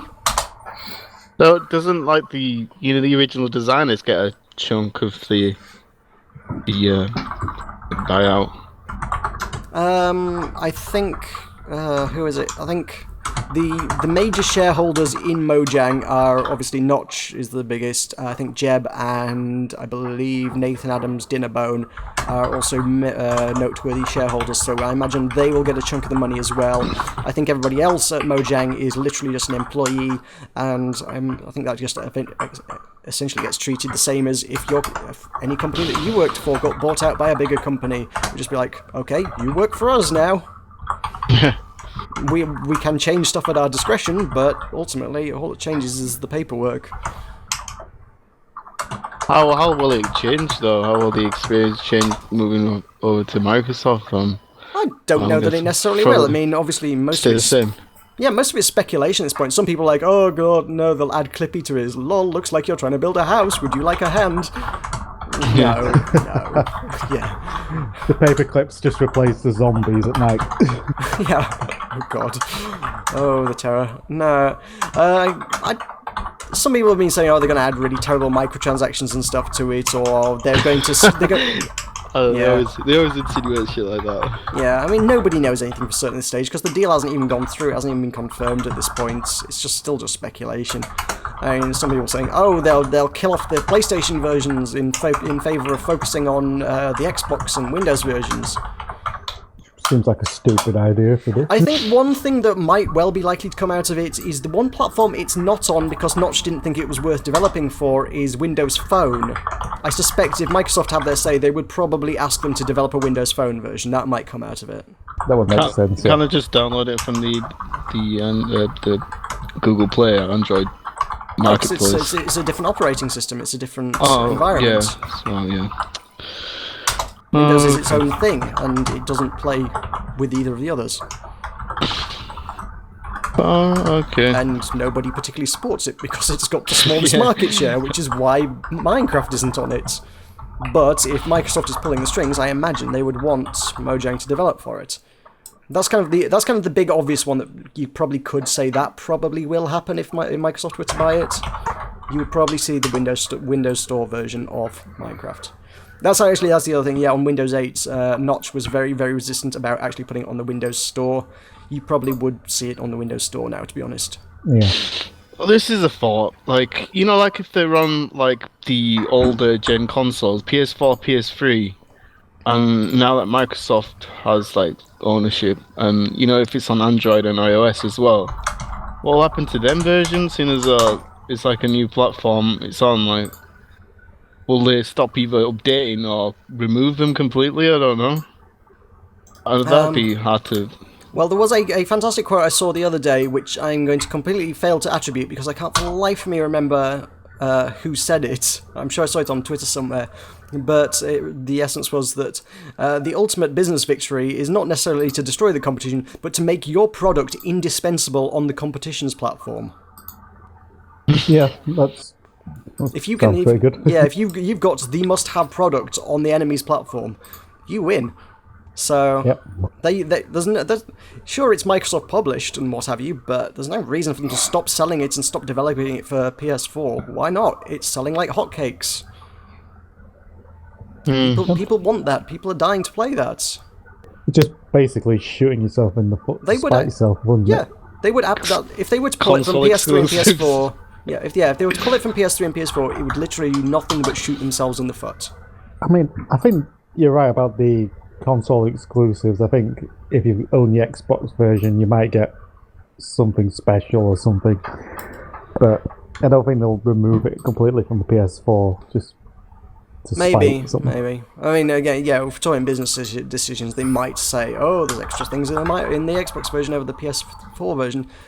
But to There's an compare it to extra the zombie. to compare it to the Windows version, the console versions are a long way behind in terms of update and contents. Yeah, obviously. The PC version, it gets all the content first and foremost. We've just got the 1.8 a week or so ago, which had a buttload of content, and that's going to be... I don't know when that's likely to hit consoles, but it's probably going to be a while, I would imagine. So... Yep, that's to look out for.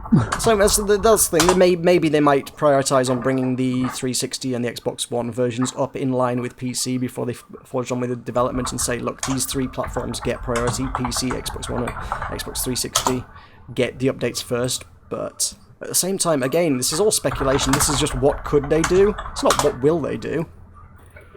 We don't know. They might just say, you know what, you guys, you're making a lot of money. Carry on doing what you're doing. And we'll just pocket the change. I've just seen a meme like it's saying, it says Minecraft 1.9 update, the Clippy update, and it's that it's that help tool from Microsoft. Mm-hmm. Looks like you're digging a mine. Would you like help? yeah, basically. Pip. I hate that pip clip. Well, yes, nobody. Clip. I'm not aware of anybody that particularly likes the paperclip. No fan his sites of face. info out there. Sorry? There are no fan sites or the other. The Clippy fan sites. Actually, no. This is a big enough and wide enough and diverse enough world. Somebody in the world must be a fan of Clippy. Does he have a Twitter? Probably. That's my homework assignment for the week. I'm going to go see if Clippy has a Twitter. Have fun with I'm that. not finding a Clippy fan site, and I'm a little bit disappointed by that. Oh. However, fan sites are a bit old school. I don't know anybody that particularly does many fan sites these days. I live in the 90s, so 2000. Yes, there are many versions of Clippy on Twitter. If you type in Clippy, there is Clippy the Clip, Paper Clippy, The Clippy. There's some woman called Calypso who already claimed Clippy. Are any of them verified? No, surprisingly enough. I'd like to get his opinions on how things are going on in the world.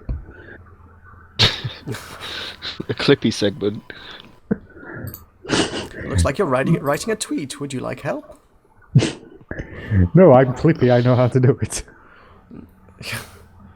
Yeah, that's... Fuck you, Clippy. Clippy the Clip. 1,700 followers, 100 tweets. It's not a well-used account, if we're honest. Shall we move on? From Clippy on Twitter, yes, let's move on from Clippy on Twitter. Yeah, might be an idea. Will Ferrell is doing a charity live stream, a video gaming live stream on Twitch. For which charity? So I'm not sure what the charity is. Generally, it's something to do with cancer. The site's willferrellhatescancer.org. Is that the actual? No, that's the link. Yeah. That's a link to the. willferrellhatescancer.org will take you to an Indiegogo page, though it doesn't necessarily point out immediately, obviously, I think it's which charity it goes to. It's some kind of cancer research, I presume. Cancer for College and donate games on Indiegogo. Okay, fair enough. There you go then. Yeah. So, Well, Will you Ferrell's know. Super Mega Blast Max Gamer Challenge. And there's a fairly entertaining YouTube video he's done there, which is Will Farrell he's done, spelt with a PH, which is like some sort of weird parody character, Yep. in which he will be doing a live stream if they raise $375,000 on Indiegogo. And you could... they've done a bunch of partnerships with a bunch of big businesses. So they've got, if you donate $10 to the thing, you get $5 in Amazon credit. If you donate $25, you get the $5 Amazon credit and 1 month of Twitch Turbo. So a bunch of extra perks for contributing. Some cool stuff there, raising money for a good cause. Yep, lots of good incentives. Yes, Yeah. and you could have a T-shirt with Will Ferrell's head with a controller over his eyes, if you want. So, yeah, if you like Will Ferrell. There's also at $50 you can get Will Ferrell Super Mega UV Blast Max Gamers Sunscreen. Mouthful. Sounds lovely. It's probably a mouthful. I feel like that is kind of taking the piss out of stuff like There's been a bunch of stupid things that have been marketed at gamers that aren't remotely supposed to be marketed at gamers. There's stuff like Gamer Grub, like the food specifically for gamers. It's like, oh, Just like shit. Have these, yeah, have these advertisers not been following our podcast It's over just, the last just couple of weeks? standard, like, crap. they were just rebranding. sort of snacky pastry things. And it was like, oh, but they're not greasy, so you don't get grease on your controller. I think was the snack thing. They also Have they not learned that Don't gamers get are the crumbs scum of in- the earth, though? we are the get scum of crumbs the in- earth. Yes. We So need saith to the eat- Nita Sarkeesian. Oh, they've sold out of cowbells as well. Yeah, the $500 reward was for a cowbell, but they've sold out of those. Well, they're not getting my money now. I wanted a cowbell, damn it. Needs more cowbell. It did need more cowbell. Uh, To go back, yeah, the stupid gaming products. What else was there? There was...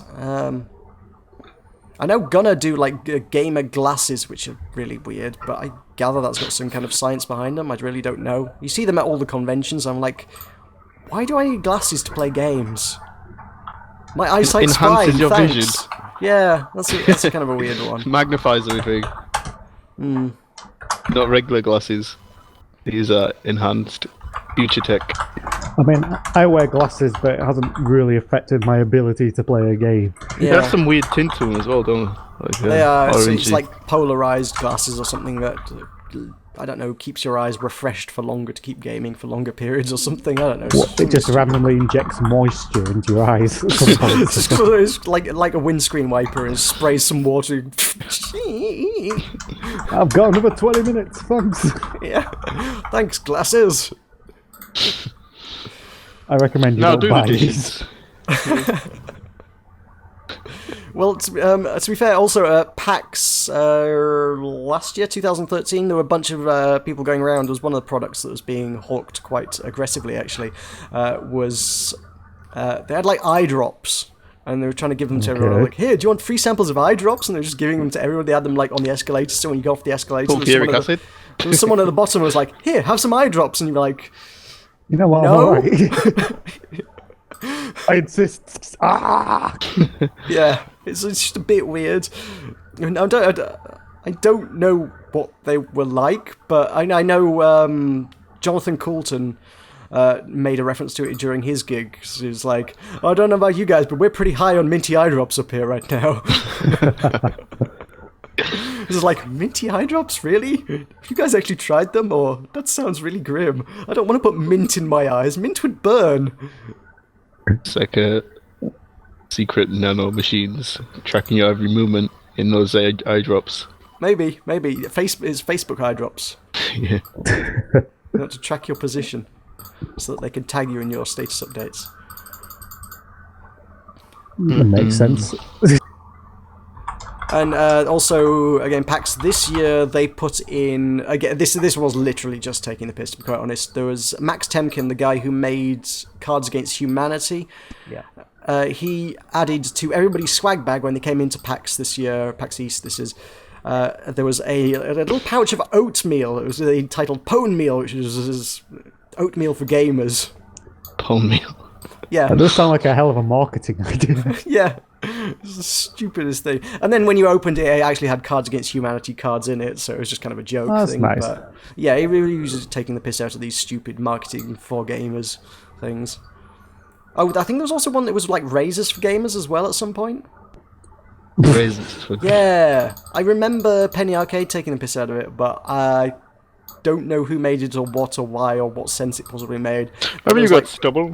yeah, it was like for getting through that extra tough gamer stubble. We know you're a gamer, so you've got stubble like stone. Here, we've got a razor that can get through it. What is this scientifically based upon? I don't know. I'm gonna find the webcomic and see if I can find it for you guys, just so I can show you what the hell it was like. Just 'cause And how are you supposed to do this whilst gaming? it's multitasking is shave while gaming. I mean, yeah. To be fair, most gamers I know probably don't shave as much as they should anyway, just by virtue of, they're lazy and gamers. Can you put a link to this thing on the YouTube page? It might be. Sure, I'll put this in. If I can find this, I'll put it in the description below. Oh, yeah, I've got it. It's March 2nd, 2009. I'll link this to you guys now, so you can have a look at what the hell I'm actually talking about. I'll pop this in the description below, so you've got this for references. Scientists have known for years that what grows on a gamer's face is fundamentally different from that of a man's. Forged by dwarven artisans, seared with potent runes of shaving. Oh no, that's, raw stalagmites, obsidian shards, and natural beasts roam free, driven mad by the scent of prey. Forged by dwarven artisans, seared with potent runes of shaving. Gillette Razor Power Fusion Gamer. Put your game face on and then shave it the fuck off. Yep, I accept this as scientific fact now. I think that, yeah, I mean, the title of the comic is "This is actually a real thing," and I do believe it is actually a real thing. There is, yeah, if you go into the news post that comes with the thing, there is then a link to the Fusion Gamer, which I don't know. The page doesn't actually have Fusion Gamer on it, so I have a feeling they've probably given that one up as a bad angle at this point. They're probably like, you know what, that one's not selling as well as we thought. I'm a little worried that my stubble appears to be that angry. Hang on, I have to go shave. Oh, you don't need to leave the desk, Michael. We need your, yeah, you can shave it off with your gamer razor. Razors for gamers. Dwarven forged gamer razor. Well, I've learned something today. Thank you. Absolutely. But So, yes. we do education.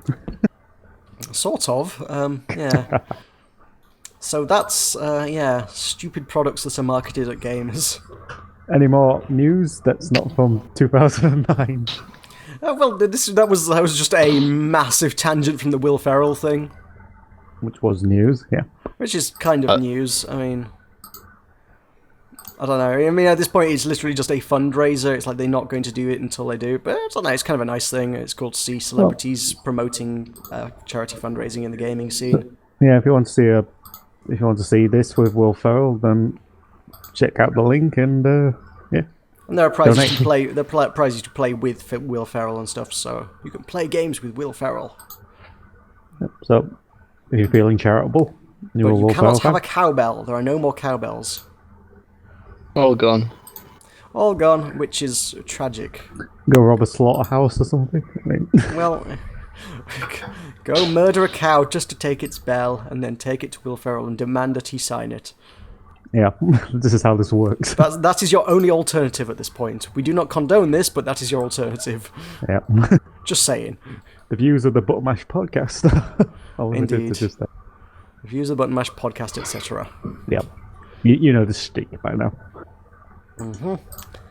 We also have this week. Apple have announced their shiny new technology, which is not strictly gaming news, but it could sort of tangent into it. Is it the same as last year's technology? With a It's different watch number? this year. Oh, okay. Have you not caught this news? It's Apple, so no. Oh, okay. Well, a lot of people song. have been talking about the watch. I mean, yes, there is a new phone which is just slightly bigger and it's got a new number on the end. Yes, but nobody cares about that at this It's point. thinner, I'm sure it is. How much thinner is it? and I have no interest in. It is literally 2% thinner. I'm Can buying. this new watch act like the watch in GoldenEye? I hope so. I don't believe that was in the tech demo. I would like a but- freaking laser attached to my watch, please. Thank you. And a grappling hook. Oh, Oh no, that was in the belt in GoldenEye, wasn't it? I'm sure there was one of them did have a grappling hook at some point though. Yeah, it was the one after PlayStation. What was it called? Oh, I was thinking movies. You're thinking games here, aren't you? Oh yeah. True. I used to. be a Tomorrow huge Never James Bond Dies or fan. something. Tomorrow Never Dies was the film that followed GoldenEye. Yes. Yeah, there was That a game that released as well. Yes, that was a really awful game. It wasn't good. We've had that Button Mash before, haven't we? Have we? We probably have. I mean, we've got a lot of stuff. I didn't play a lot of GoldenEye. It was Time Splitters and Halo. get out. Right. Time. Time Splitters was good. Halo's I like good. Time What are you Splitters. complaining about? Halo. Whoa, whoa, whoa! Halo. We will not badmouth Halo around here. It's because I'm good at. You play Admittedly, games I 'cause you're good at never, them. I never especially got into the original Halo. I got into I only Halo play with 3. games that I'm good at. Makes sense. Sorry, you were saying?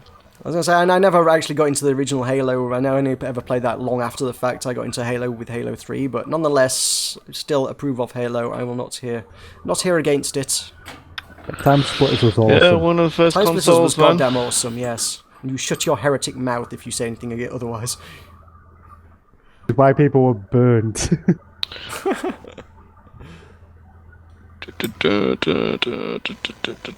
So yes, we have an Apple Watch which does Apple-y things. What? I'm not really sure of the details. All I know is a bunch of devs have gone, ooh, can we do gaming on it?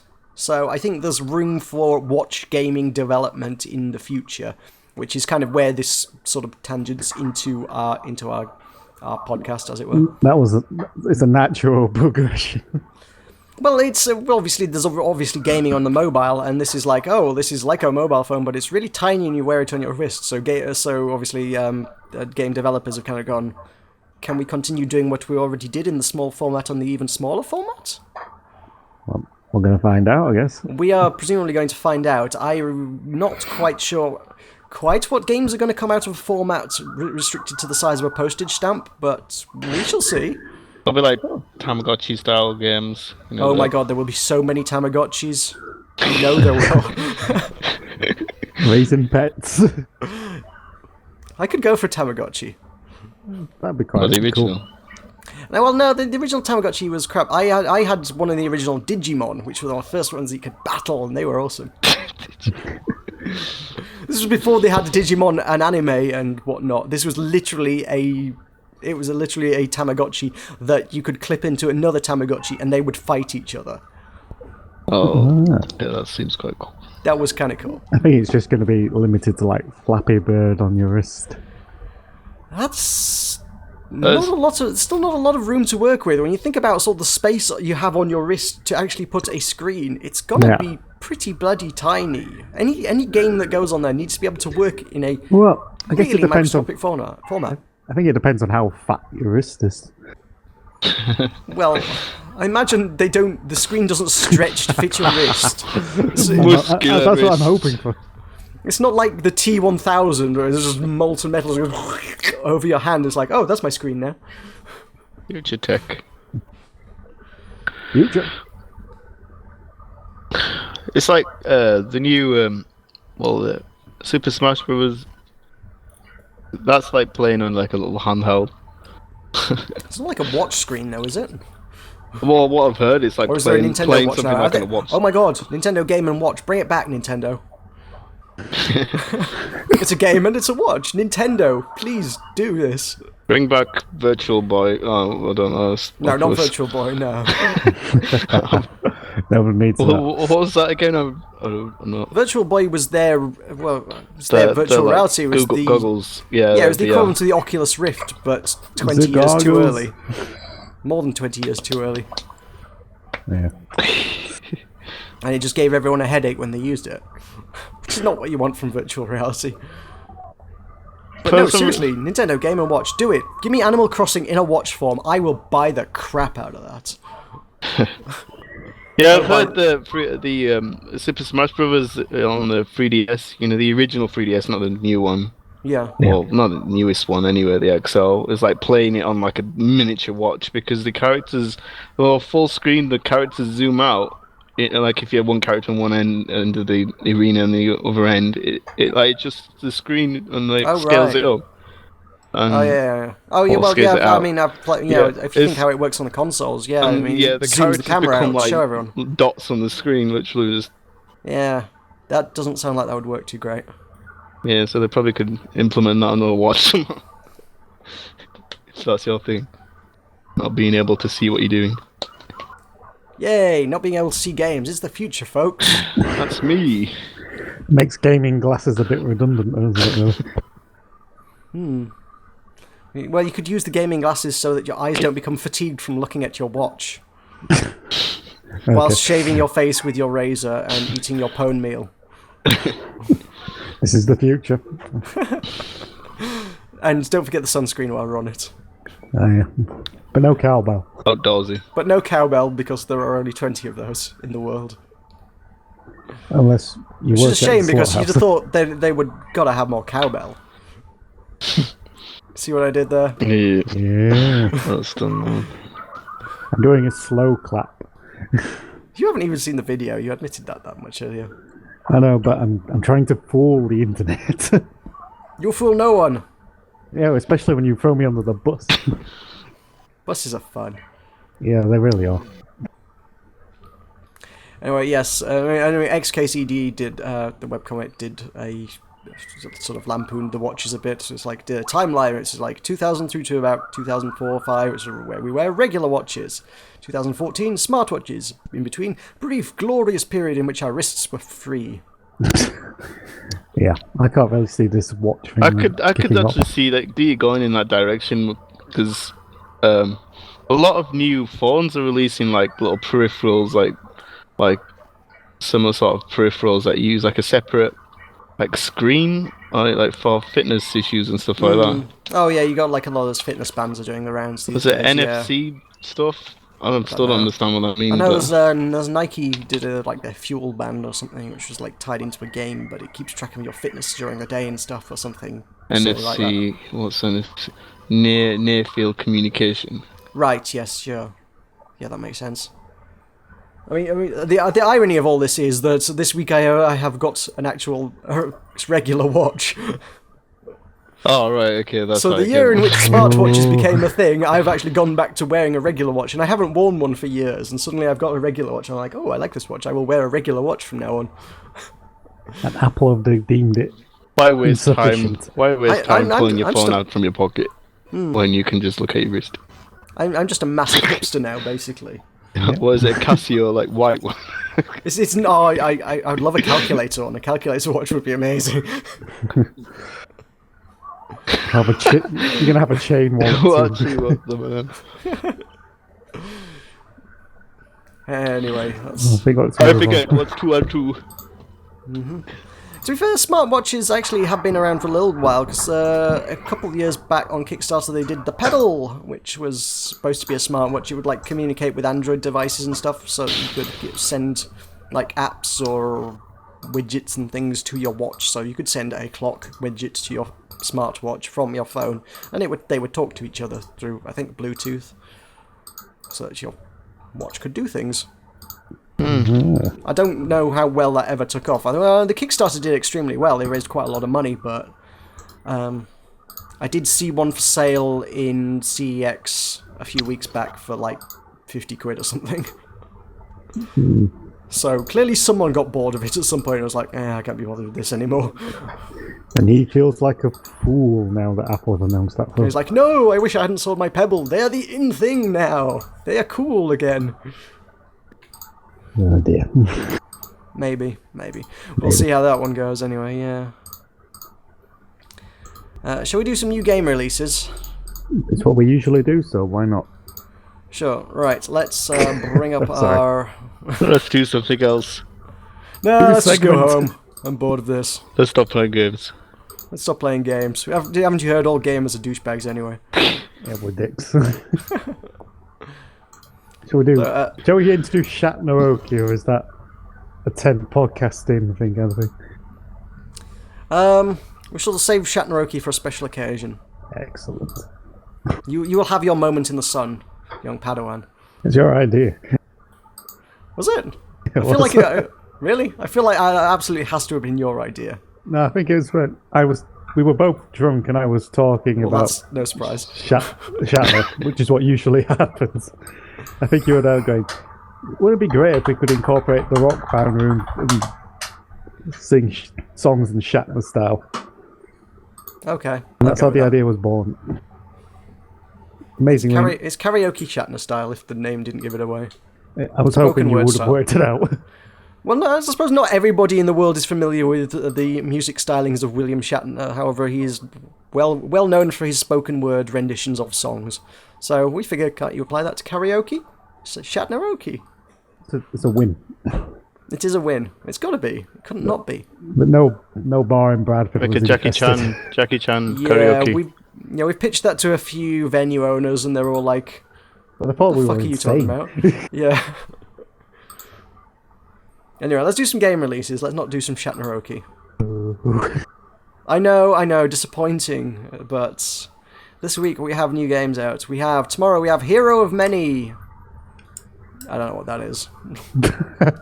It's apparently on the, it's apparently on the Ouya, though. So if you own the Ouya, yeah. Which someone does.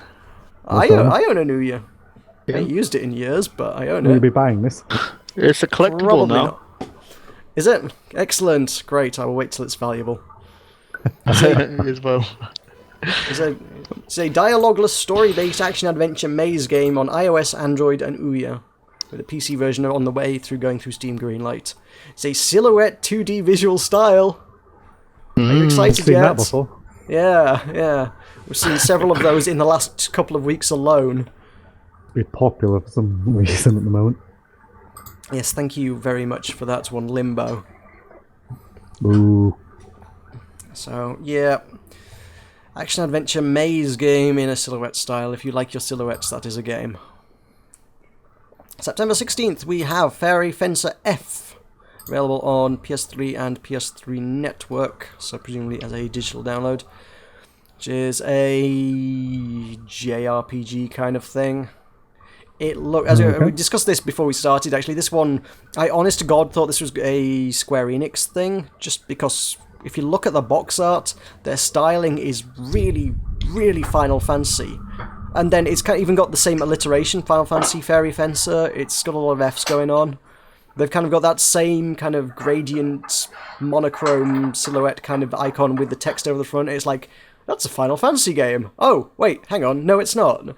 It's also a JRPG, but... Trying to confuse people. Yeah, one gets the impression that they're trying to confuse people into the hope that they're going to buy thinking they're going to buy a Final Fantasy game. Screenshots look okay. Don't know.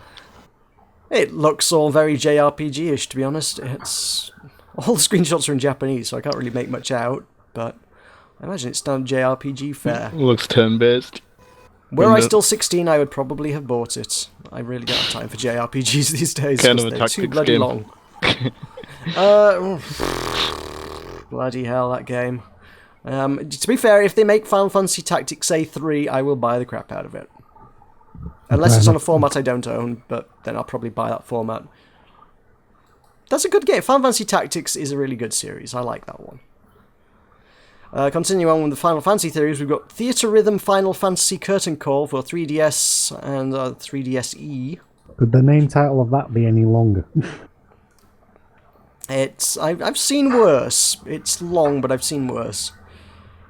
So, this is... I'm really not quite sure. It seems like a Final Fantasy-themed rhythm game?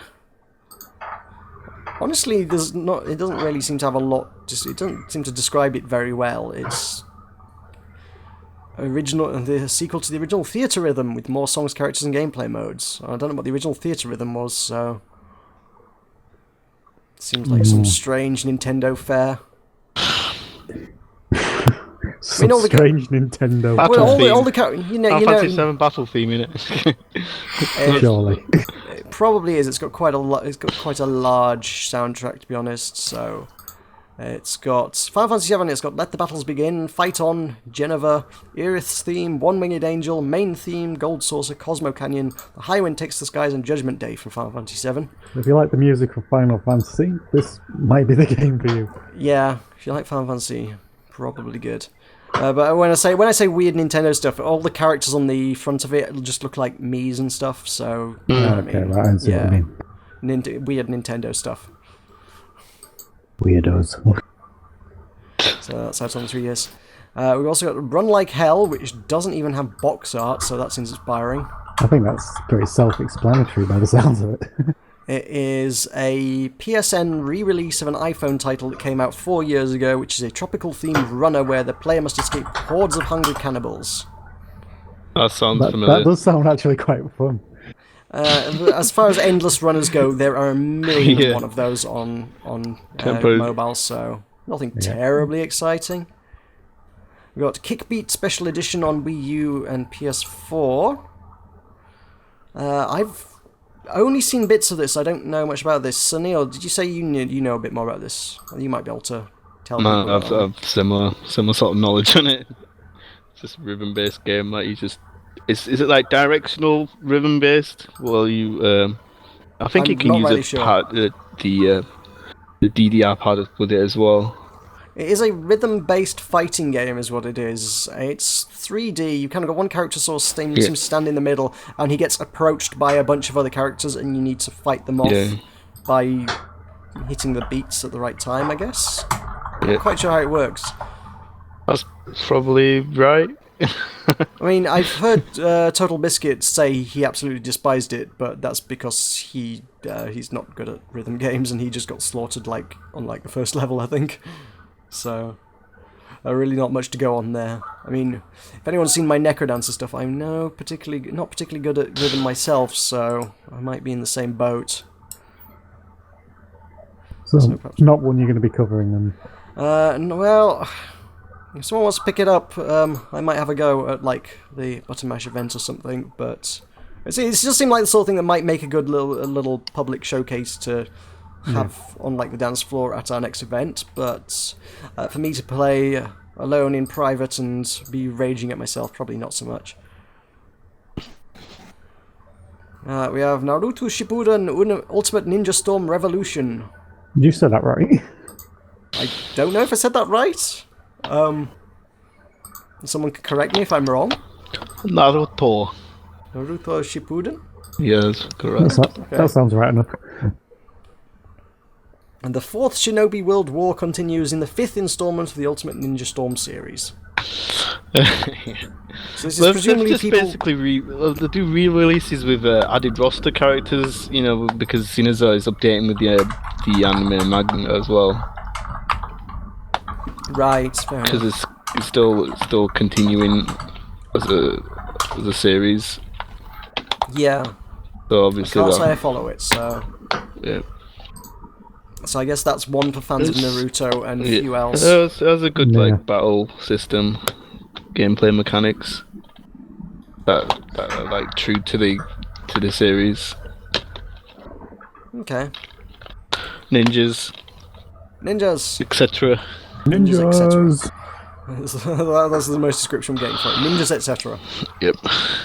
We have Murasaki Baby on the 16th for the PlayStation Vita, which doesn't have a whole lot of information on it. It's an atmospheric puzzle platformer which uses touch controls, which, if that uses them in any way, shape or form well, will be one of the few on the Vita that does, it would seem. Mm-hmm. I guess there's a bunch that probably just use it like a mobile, and it could be the same, but as we've said before on the show, I think there's literally just Tearaway that really uses the Vita's actual technology innovatively and well. Are those words? Did I say that right?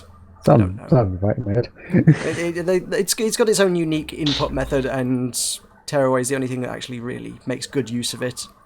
So, I have no idea. There's no screenshots and there's very little information on this game, so I really can't say much on it. We have Anomaly 2 on the 16th, which is out on... Actually, this has already been out for a while on a few formats. This is out on PS4 this time, but it's already out on PC, Mac, iPhone, and 3 more, apparently, so I guess it's sort of playing catch-up with the other formats. This is a tower defense-y kind of thing. I played the original. It was not terribly innovative. It's just tower defense. If you like tower defense, great. I've said a few times, I do think tower defense is a little bit of a stale genre these days, because it's quite. I think it's might potentially be quite an easy one to develop, because quite a lot of people have made them in the last 5 years or so. People are just like tower defense, tower defense, tower defense, and I'm like, you know what? I'm kind of tired of this now. Can you stop making those games? I want something a little bit different. But there you go. Yep. An Xbox One release? Yeah, something that's got the Xbox One banner across the top of its image, but then below it says it's out on PS4 and PS3 network. Also. So, this is Fibbage, which is a lying, bluffing, fib till you win trivia party game from the makers of You Don't Know Jack.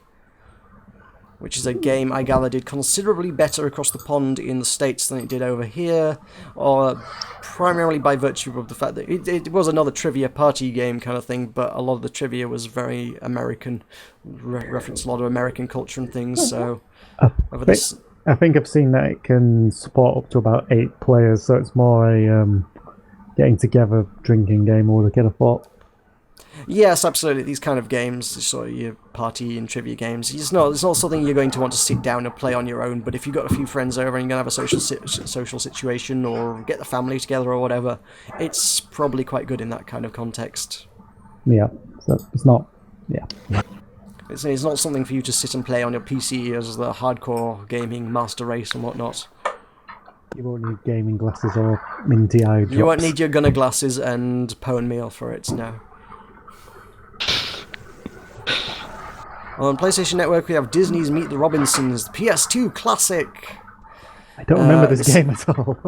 It's a movie tie-in, isn't it?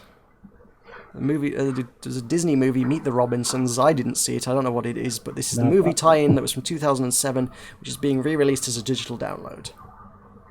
Okay. Cool. I don't think we need to say a lot more than that. Can't Why? imagine as much. Just why though? Why? That is a very, very good question. When we're talking about a movie tie-in, one generally tends to drop those to coincide with the movie release. This is a 7-year-old game, which Well, presumably for the a movie movie is that- 7 to 8 years old now. For a movie You're that not none of really us have hitting it ever at the heard right of. moment. Sorry? For a movie that none of us appear to have never heard of. Yeah. I imagine it's more of a kids' movie. I mean, it's a Disney thing, so it looks like It's a kids' Disney movie. thing. It is. So, yeah, I mean, just the idea of dropping a movie tie-in 7 to 8 years after the movie kind of seems like you're doing it wrong, guys. It But- does seem like you've missed the window just a little bit. Just a little bit, yeah. Did I forget? Just like, wait oh a shit, minute. we were supposed to launch this game. Oh crap. One day Who in forgot to Disney launch the offices. game? Was it your fault? Bob, did you not launch the game? Maybe. You're sacked. We're not a company anymore for like. No wonder the film didn't do well. So yeah, that's an odd one. If you want nostalgia or playing... I think this is just an issue with the era of digital distribution, insofar as people just go through their back catalogues and just turn out their pockets. They're just like, we got this, we're not selling anymore, let's get it on that platform. If we sell 2 copies, it doesn't cost us anything. Because it really doesn't. It costs them nothing to put it on a digital distribution platform other than upload the game to that platform. And then, if they sell any copies, well hey! If they don't, oh well. No biggie. Which is half the problem with Steam these days, to be fair, but there you go. Yeah. We have Air Conflicts Vietnam Ultimate Edition on September 16th, Okay. which is presumably Vietnam. It's an arcade flight situation simulation, not situation. Situation. Arcade flight situation during the Vietnam War. Yes. Okay, So that's pretty a game. straightforward. Again, this is a That's game that a was sticky out. situation. Yes. Oh. It was released very close to a year ago to the day. This is clearly, presumably, some sort of DLC kind of pack. If we're doing an Ultimate Edition, it's just game plus extras. So that's kind of throwing the extra. That is a Calypso game who like doing their sort of... They like doing a lot of historical, accurate things, so if you're into Calypso games, it's probably kind of your thing. Calypso kind of seem to have their own little fan base, I think. It's like people who are into their, like the grand strategy type things, people who like super accuracy in their history. So I think it's probably aiming at a similar kind of audience. Mm-hmm. Yeah. September 16th, we have Deadfall Adventures Heart of Atlantis, which is also an old title from last year. Which is a first-person action adventure game that released Last year. on PC and 360 last year. It's now out on PSN. It has both puzzle-solving and first-person shooting sections, which is always a warning sign, I feel. Yeah. That's not an inspiring combination of things. Not to I combine could be together. wrong. I mean, prove me wrong by all means, absolutely. But I've never heard of that being a particularly good thing. Well, The thing that comes into my head was remember the Die Hard tie-in for I think PlayStation 2, was it? Or 1? Nope, never touched Oh, I that. was a I kid then. vaguely remember it. Yeah. It was like two. It was well, I actually tried combining all three films in the one game, and I had it in sections. And the first Die Hard one was well, it was in Nakatomi Plaza, wasn't it? And it's like a top-down shooter, and you went through floors, going into the elevator, each floor going upwards to the top. And the second game was like a first-person shooter, like arcade shooter, which was set at the airport from the Die Hard 2. And then the third one's like a driving game, and you have to like try and find the bomb before it ticks down. Right. And that was, I don't know, I can remember that being well received. Fair enough. I liked it quite a lot, but I was a stupid kid. I don't know, when you end up mixing very disparate genres, oftentimes it doesn't end up working out well. I mean, like I said, there's obviously going to be exceptions, and maybe this was an exception, but yeah, I was at the just same probably time, bought it because it was violent and I could do well, violent game, very controversial. I'll just buy it. Well, why did I buy it? But yeah. But it's just the elevator pitch for Deadfall Adventures. I'm just kind of going, FPS puzzle. Nah, I'll give it a miss. no, just get a bit. It just doesn't sound like it would work. I mean, again, could be wrong. This is not a review, this is just we're going through what's out this week in case you're interested. On the 18th we have Shadowrun Dragonfall Director's Cut, which is a standalone version of Shadowrun Returns' expansion, Shadowrun Dragonfall. So in case you weren't interested in the original Shadowrun but just wanted the expansion, I guess that's that. You can buy that. I can't say I know a whole lot about the new Shadowrun. I played Shadowrun a bunch of years back when it was on. I think it was the only title that ever really made a good effort to do. It was an FPS, and it was kind of like Counter-Strike, but it was cross-platform between PC and Xbox. And PC trounced Xbox every single match. Not surprising. They should do more cross-platform games. I don't know if Again, the idea's nice, but when we're talking about keyboard and mouse versus a controller in an FPS situation, it just doesn't work. I mean, it is a very nice idea, and I appreciated the game. It was quite a nice game. Like I say, it's Counter-Strike-y. If you like Counter-Strike, it was a very similar sort of thing. It was Counter-Strike with extra spells and sorcery and shit, which was kind of cool. So you could throw down a Tree of Life, and you'd have like a big healing aura that you could stand in while shooting people, which was kind of neat. I like that. But at the same time, the cross-platform thing was misguided. Yeah, I can see PC and consoles not working well together. Yeah, just because console. I mean, make all the arguments you want, but the fact of the matter is the controller just doesn't provide the same accuracy when you're shooting that the mouse does. I don't know if it is increasing the sensitivity. Probably not. Probably not, no. I mean, with consoles you tend to put on a little bit of a degree of auto-aim, but at the same time, if you've got a sniper rifle and you've got a PC, it'll click, bam, headshot, while the console's still fumbling around, it's like, no. PC, the statistics showed, when you just looked at the games, the cross-platform statistics, it was like, PC just ultimately dominated the consoles, so... Yeah. It just didn't work out. Anyway, this is the same franchise. Both are based on a original pen and paper RPG from like the early 90s, I believe. If not the 80s, perhaps. I'm not sure. But, again, I'm not particularly up on the current one. I just played the FPS from a bunch of years back. This is the standalone version of the expansion, in case you're interested in that. We also have... what are immediately obvious right off the bat. Two more ancient re-releases. We've got Wild Guns, showing its Super Nintendo box art from August 1994. Oh dear. Yeah. So, this is... Wild Guns was developed and published by Natsume. It was a mixture of Western and science fiction. I really don't know how that works, but there you go. That is out on Virtual Console now. Also by Natsume. I guess this is Natsume's let's turn out our pockets week. Yeah, let's just get everything out. This is them going, oh shit, yeah, digital distribution's a thing. Yeah, let's sell all our old back catalogue. So Natsume also have Legend of the River King 2 from the Game Boy Color from 1999. Now available on your 3DS eShop. Is the second game in the world's only fishing-based JRPG series. The world was crying out for that. It's a niche. I'll give it that. Yeah. Honestly, it looks a lot like Pokemon, actually.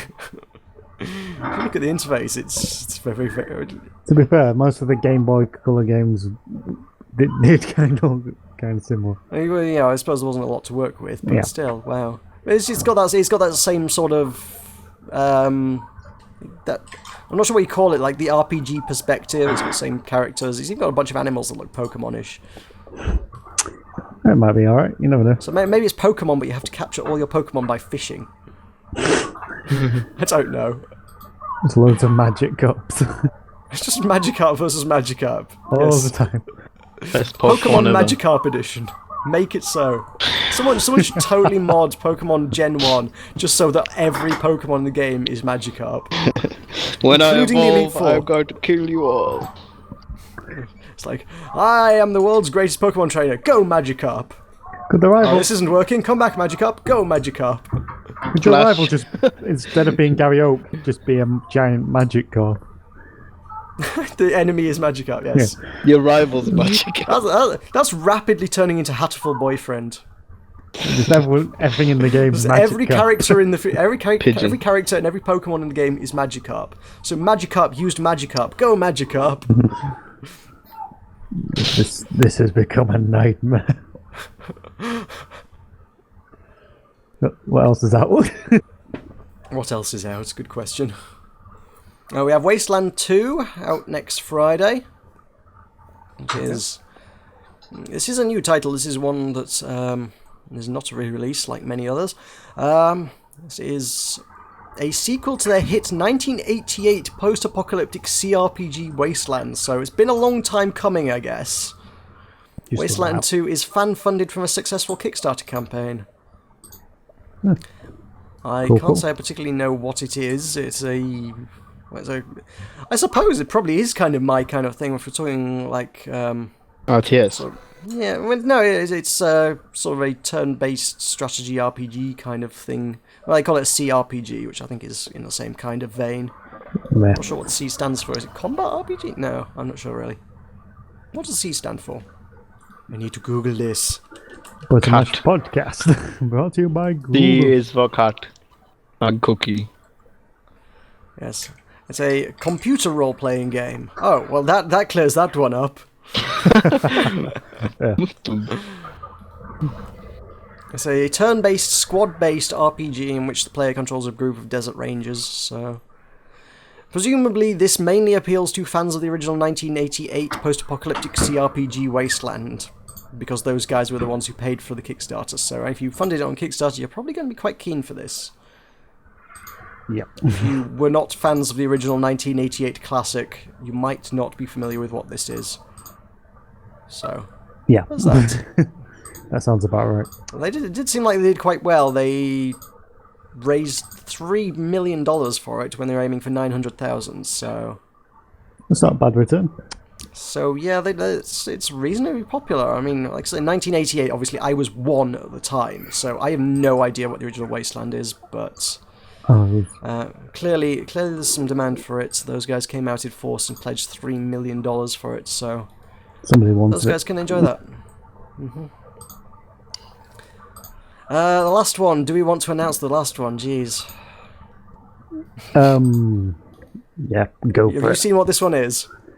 I haven't actually. No, what is it? What was it? Is it that bad? Oh, I know. It's probably all right. Well, it's by Controversial company. it's Flockers. It's next Friday. It's by Team 17. Oh, okay. This might Yeah. be an issue for you. From Worms, move to Bird.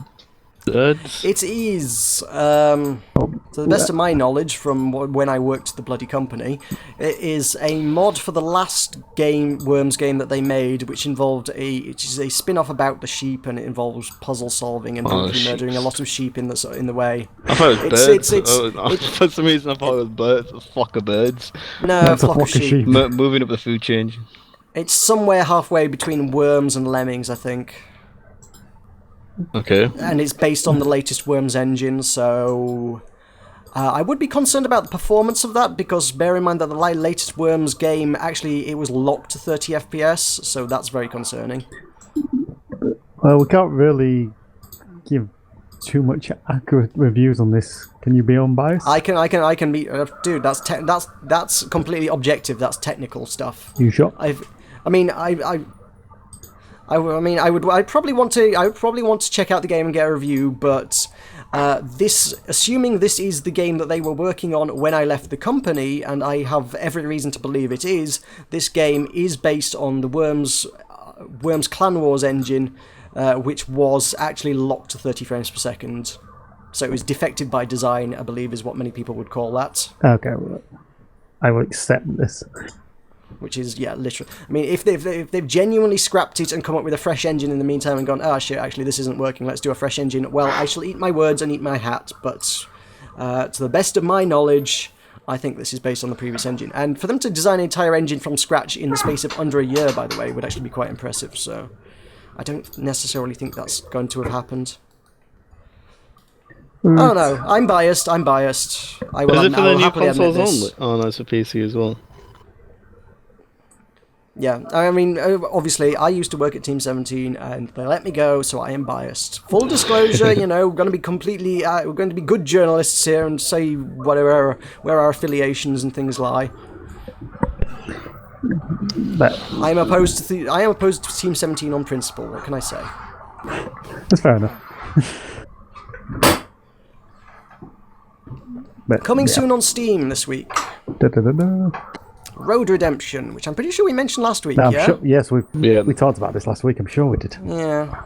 Oh, yeah, this one just says available September. It still says available September. It's the I'm assuming it knock didn't people come off out their then, motorbikes with a baseball bat game. Road Rush. Yeah, we definitely talked about this last week. Yeah. The Master Plan is available tomorrow, or indeed, actually, this will be yesterday by the time the video goes live. It's out, basically.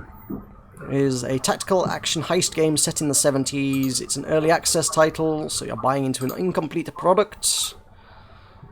But, so it kind of got a cool art style going, a hand-drawn 2D thing. Like pulling off a heist. Looks like Monaco. Which, yeah, immediately makes you think of Monaco, yeah. A heist game. Actually, it's got the same top-down thing going on, Yeah. so it's kind of... Yeah, it's like... It seems like it's Monaco, but with more of a comic book style going on. Heist games are cool. They can be, yeah, no doubt. We've got Jacob Jones and the Bigfoot Mystery, Episode 1 on September 15th, which was actually released... Oh, no. I thought that was a re-release one. No, it's not. It seems like it's Episodic? Well, it certainly seems like it's episodic, yes, no doubt. I think it's a fairly simplistic puzzle game, perhaps aimed at a slightly younger audience. It's always a good thing. Lots of cutesy cartoon characters and bright colours and things, so they're there. We have the Great Permutator, which is more puzzles, which is a... Great Permutator is a puzzle, hard and tricky, one in which you'll have to build a complex system of conveyors and various devices so that the coloured boxes can travel across the factory and arrive at the right places in the right order. It's like Pipes. The old school Pipes game. I don't know that one. That's what it's called. Okay. It's like a conveyor pipe game, like you have to sort the pipe variations out. It looks fairly old school, to be honest. They've kind of gone for a style that looks like it's reasonably old, to be honest. It may well be based, or at least inspired by the original, whatever you're thinking of.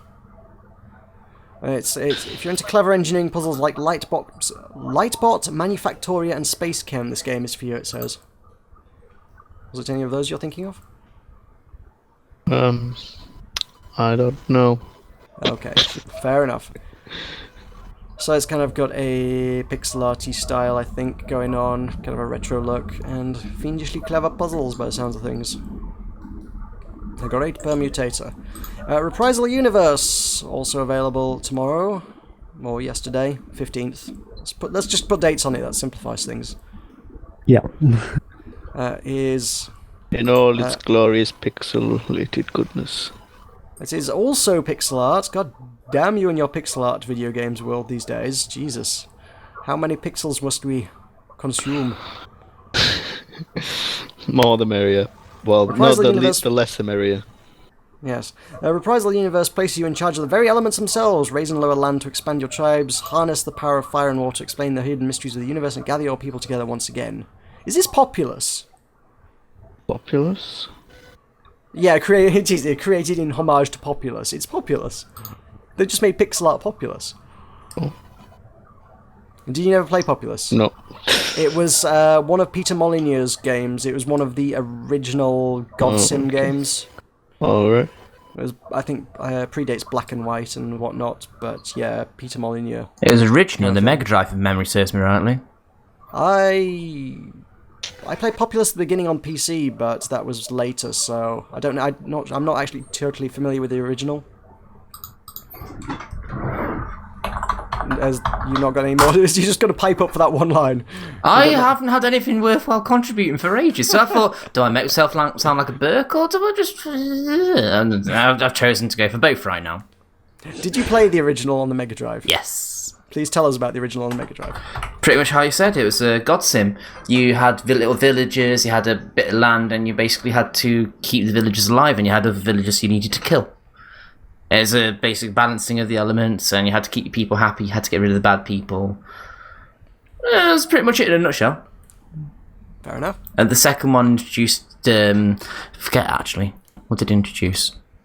I'll just pull up the wiki page and have a look on here. It's designed by... The beginning... Yeah, was the beginning the second one then? Or was there a Populous 2 or something? There was a Populous 2. Oh, right. The original was designed by, as you say, Peter Molyneux for Bullfrog. There's a name. Yes, before all this 22 cans nonsense. And indeed before Lionhead. Released originally for the Amiga in 1989.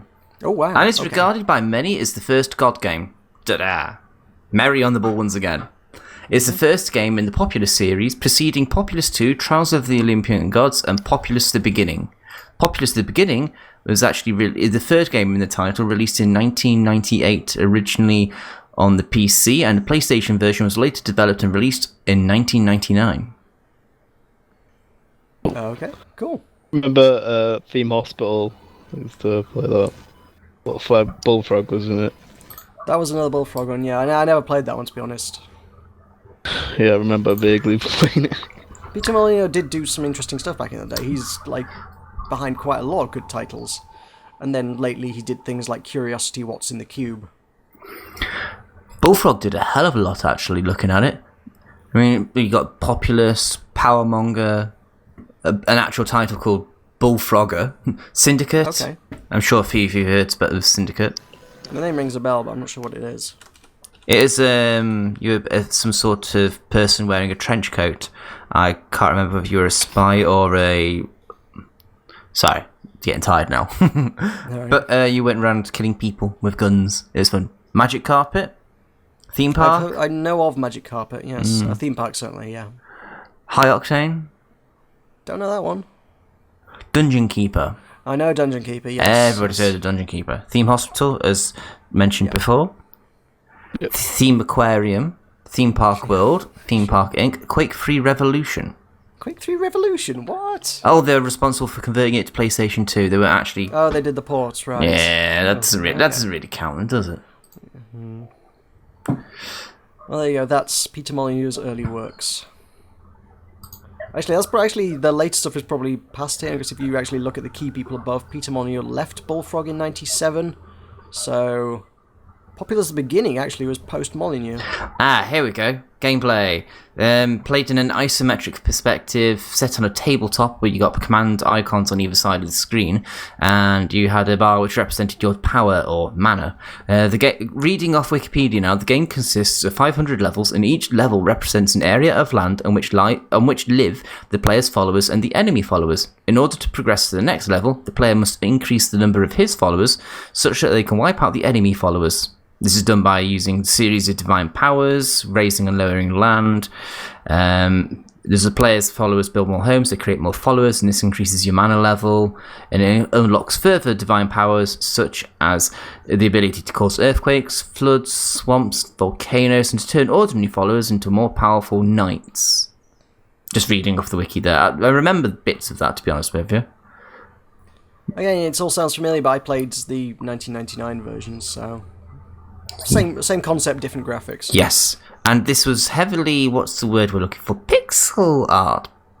Well, yes, it was 1989, yeah. They didn't have much that wasn't pixel art in 1989. Actually, in terms of polygon games, I think the very first polygon racing game, if I just quickly look it up just to make sure I'm talking proper. Okay. I believe it's a motorbike game called No Second Place. It was on the Atari ST, if memory serves me rightly. Possibly on the Amiga as well, and it was stupidly fast. You had something like a whole 5 frames per second. It was really good fun. Right. Where are we looking?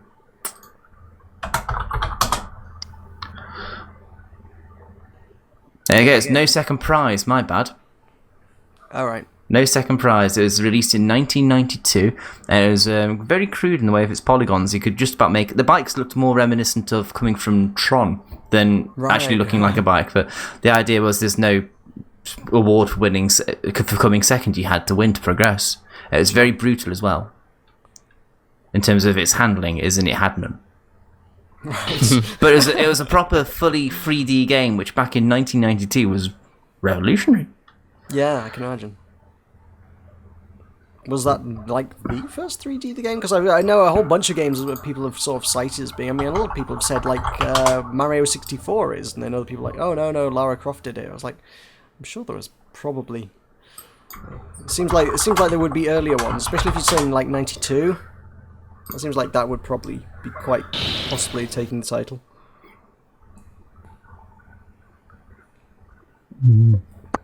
Because Mario 64 would have been way later than that, surely. So I think Wolfenstein 3D was the first 3D shooter. Mm-hmm. It's saying here that 3D Monster Maze in 1981 was the first 3D game for a home computer. Right, okay. And I hate that everything I'm typing into Google is pointing me towards Wiki. It's like, really? Is there no other sources on the internet other than Wiki today? Nope. Nope. There's no other sources. Never has been. Ever. No, there isn't. Wikipedia knows all. Pretty screwed without it, even though they were Although going I to have shit. managed to bring up the history of video games, which is actually quite a lot to sift through, which is not really very helpful. I just typed in first polygon game, and Google has thrown me iRobot video game. iRobot video game? What? Is an iRobot video game? That's Apparently weird. so.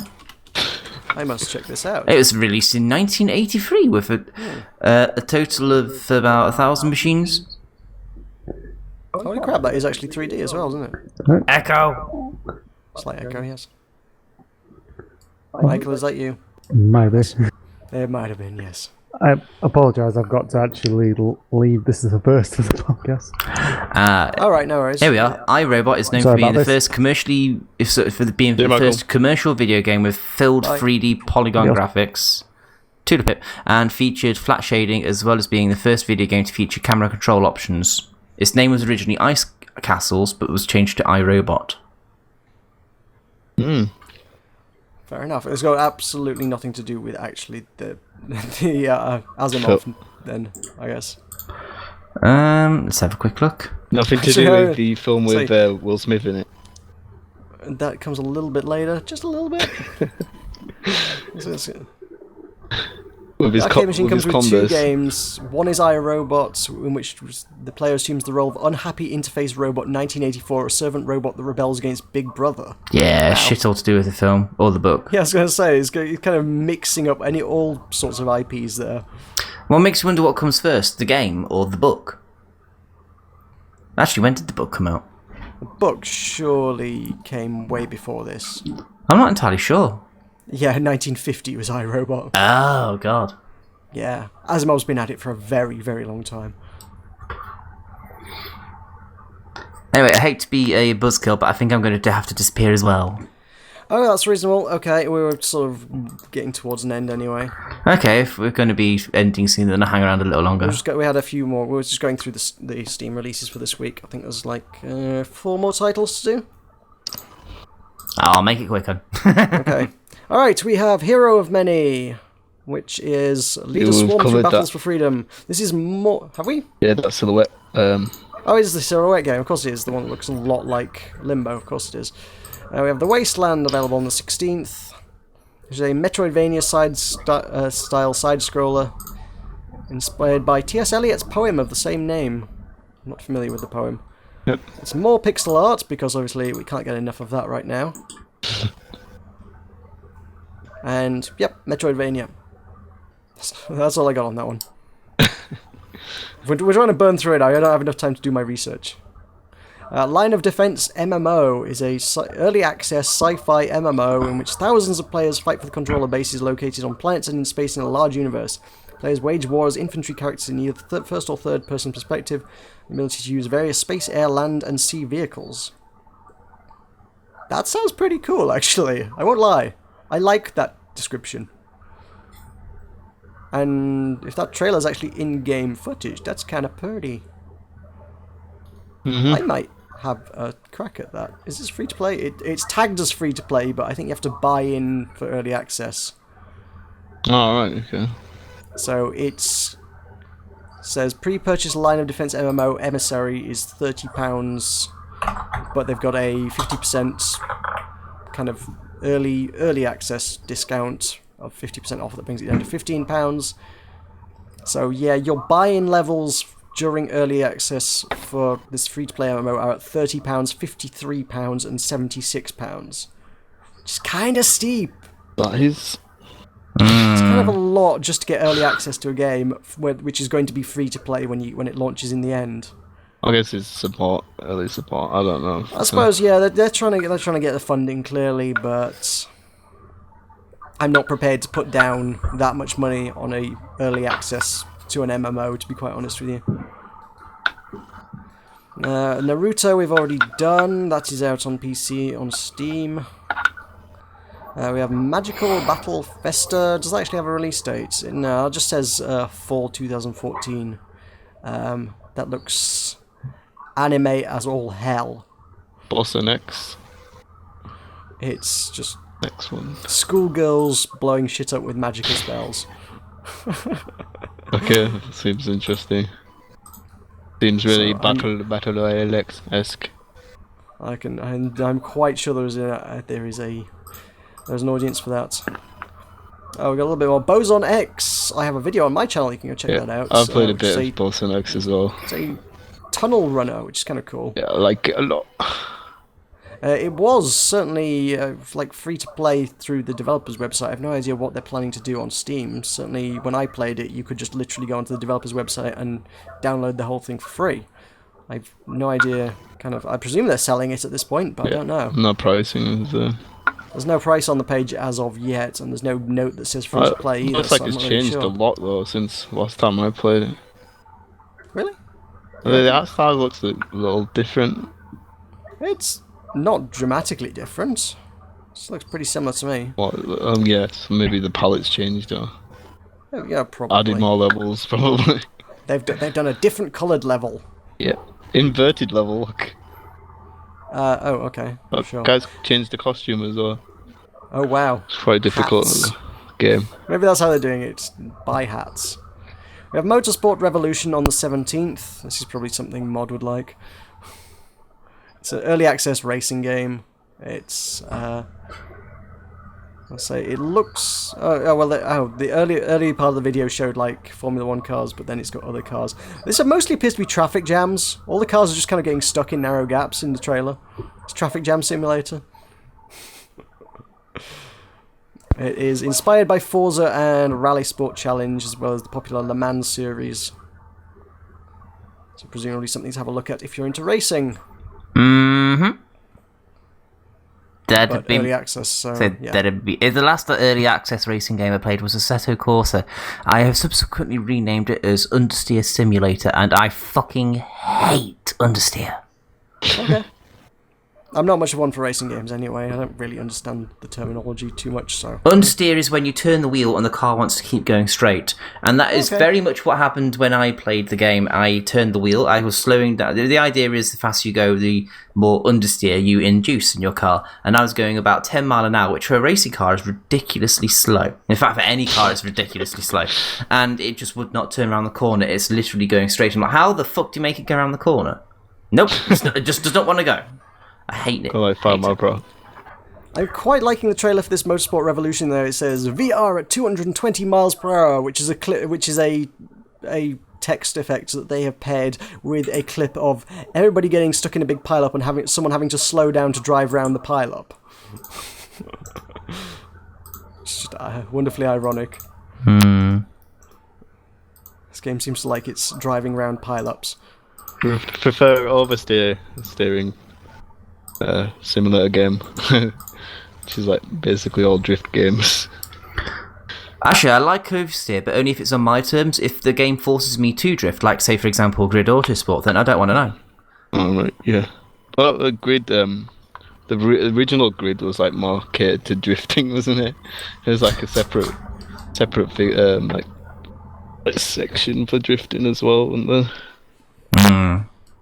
Need for Speed, same as well. It's very arcadey. Arcade games, when it comes to racing titles at least, do seem to be all about the drifting and... Need more control. Yes. I hate that there should be a variety of ways to get around a corner, not just one. And if you can't handle that one, you're screwed. Not that I can't drift, I just don't enjoy drifting unless I'm in the mood for it. And you don't enjoy the opposite as well. Meh. It's, Anyway, to get this thing wrapped up, other games, we have Spacecom, a strategic to the bone Starfleet command game with a heavy focus on the multiplayer. So, very strategic, looks kind of 4X-y. I'm always optimistic whenever I see sort of space-based 4X that it's going to be the next Master of Orion, and it never is, so... Have you tried Endless Space? I have not. I've not heard particularly good things about it, mind you. What? Who says that? I can't remember who I checked out, but the one was... Can you say Edge of Space or Endless Space? Endless. Edge of Space is something entirely different. I say Endless Space is amazing. Okay. But then again, I'm not entirely brilliant at 4X games. It's got the right level of depth for my experience with them. I'm awful at strategy, but I don't know. Master of Orion 2, I've spent so many hours playing, so that's just really, really great. What's that Civilization game that's set in space? There's Civilization. Space. I actually have that pre-purchased. Where is it? There they are. Is that the new one's coming out? Really Civilization Beyond Earth. Oh, yes, that's the one. There's one that's set actually in Cosmos, like base one. What's that one called? Are you thinking of Alpha Centauri? Alpha Centauri's been out for donkey's years. Yeah, well, he didn't necessarily say a new one, did he? Galactic Civilization? Is that it? Yeah, that's probably it. Oh, right, okay. There's a few. Incidentally, Mary, Galactic Civilization. Incidentally, though, Mary, if you want to play a 4X at some point, there's a few of us do that every now and again. Would you a series if you want to join in?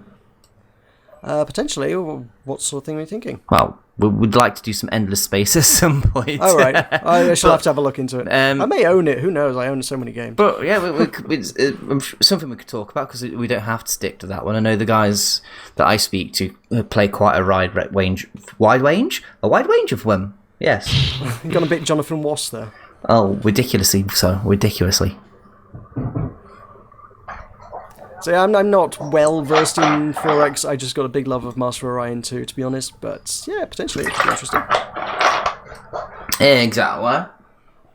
Anyway, we also have Cosmonautica, which is a space trading adventure, which seems to be mostly interface-based stuff. It's click on buttons and move sliders, I think, largely speaking. It seems to be. It looks quite. It looks. It's kind of got. It's got amusing, I think, is what it is. Kind of got a bit of a silly style going on, and it's kind of entertaining potentially. I don't know. I have to check that one out. That was kind of amusing. There's a quirky and humorous universe paired with funky space tunes for your intergalactic enjoyment, it says. So, can't say I'm necessarily one for trading, but yeah, sci-fi is cool. What else have we got coming out? We must be nearly at the end of our... There's a lot of stuff out this week, actually, on Steam. Holy crap. Got Doorways, the Underworld, which is an immersive horror adventure featuring a complex story and deep atmosphere. Let's try and burn through these. Got Roundabout Deluxe Edition, as well as Roundabout, both out together. This is... Not sure what this is. Is this some sort of driving thing? Sorry, say again? I'm not sure what this is. It's a Similar- 70s B-movie game where you drive a constantly revolving limousine. Holy crap, it is actually... It's got this really Oh, weird... different art styles. I mean, like, Yeah, it's... oh, what's the style that the Tex Murphy games are doing? Because I can't remember what you call that. cell shaded. Is it just FMV, isn't it? I think, Oh, yeah. FMV. It looks like it's mixing FMV stuff with a really simplistic arcadey kind of thing, and it's literally driving a limo around streets, but the limo is constantly spinning on the vertical axis. It's just spinning out of control down the street, and you have to navigate it through gaps whilst it's spinning. That's so bizarre. The hell is that all about? Unconventional game for you. That's really, really weird. I would really be quite interested to check that out, just to see what in the name of Christ it is. Yep, that's bizarre. Go check that out. I've just inadvertently closed the window that had Steam on it. God damn it.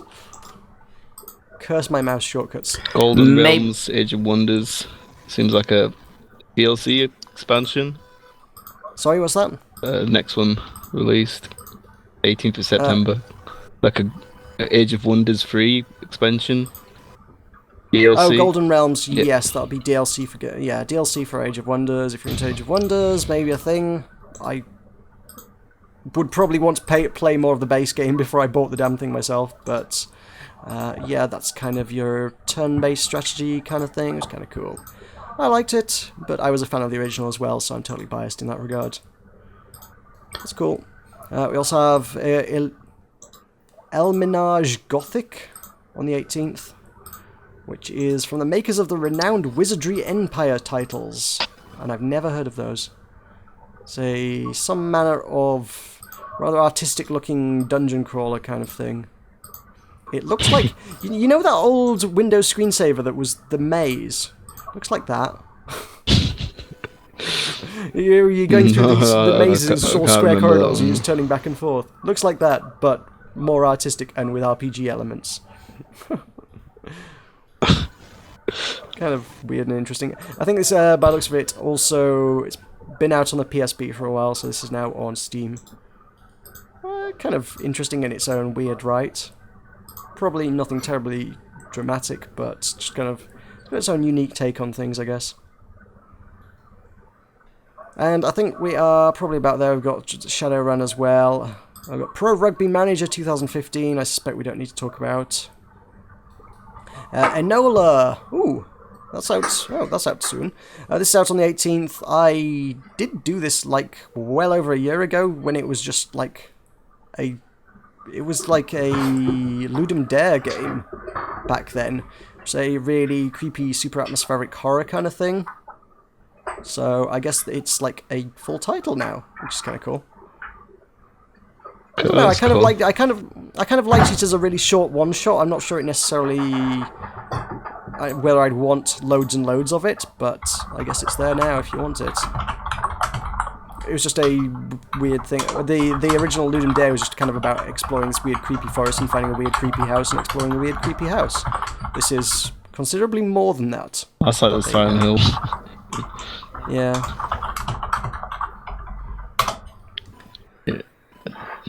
So, should we wrap this up now? I mean, there's still like a few left, but this just keeps going. We've been going This for list is about 3 ridiculous. hours. Please. I know. Please, Okay, let's wrap up. Let's call it there. Thank you. Okay, let's call that there. Just for the sake of our own sanity, if no one else's.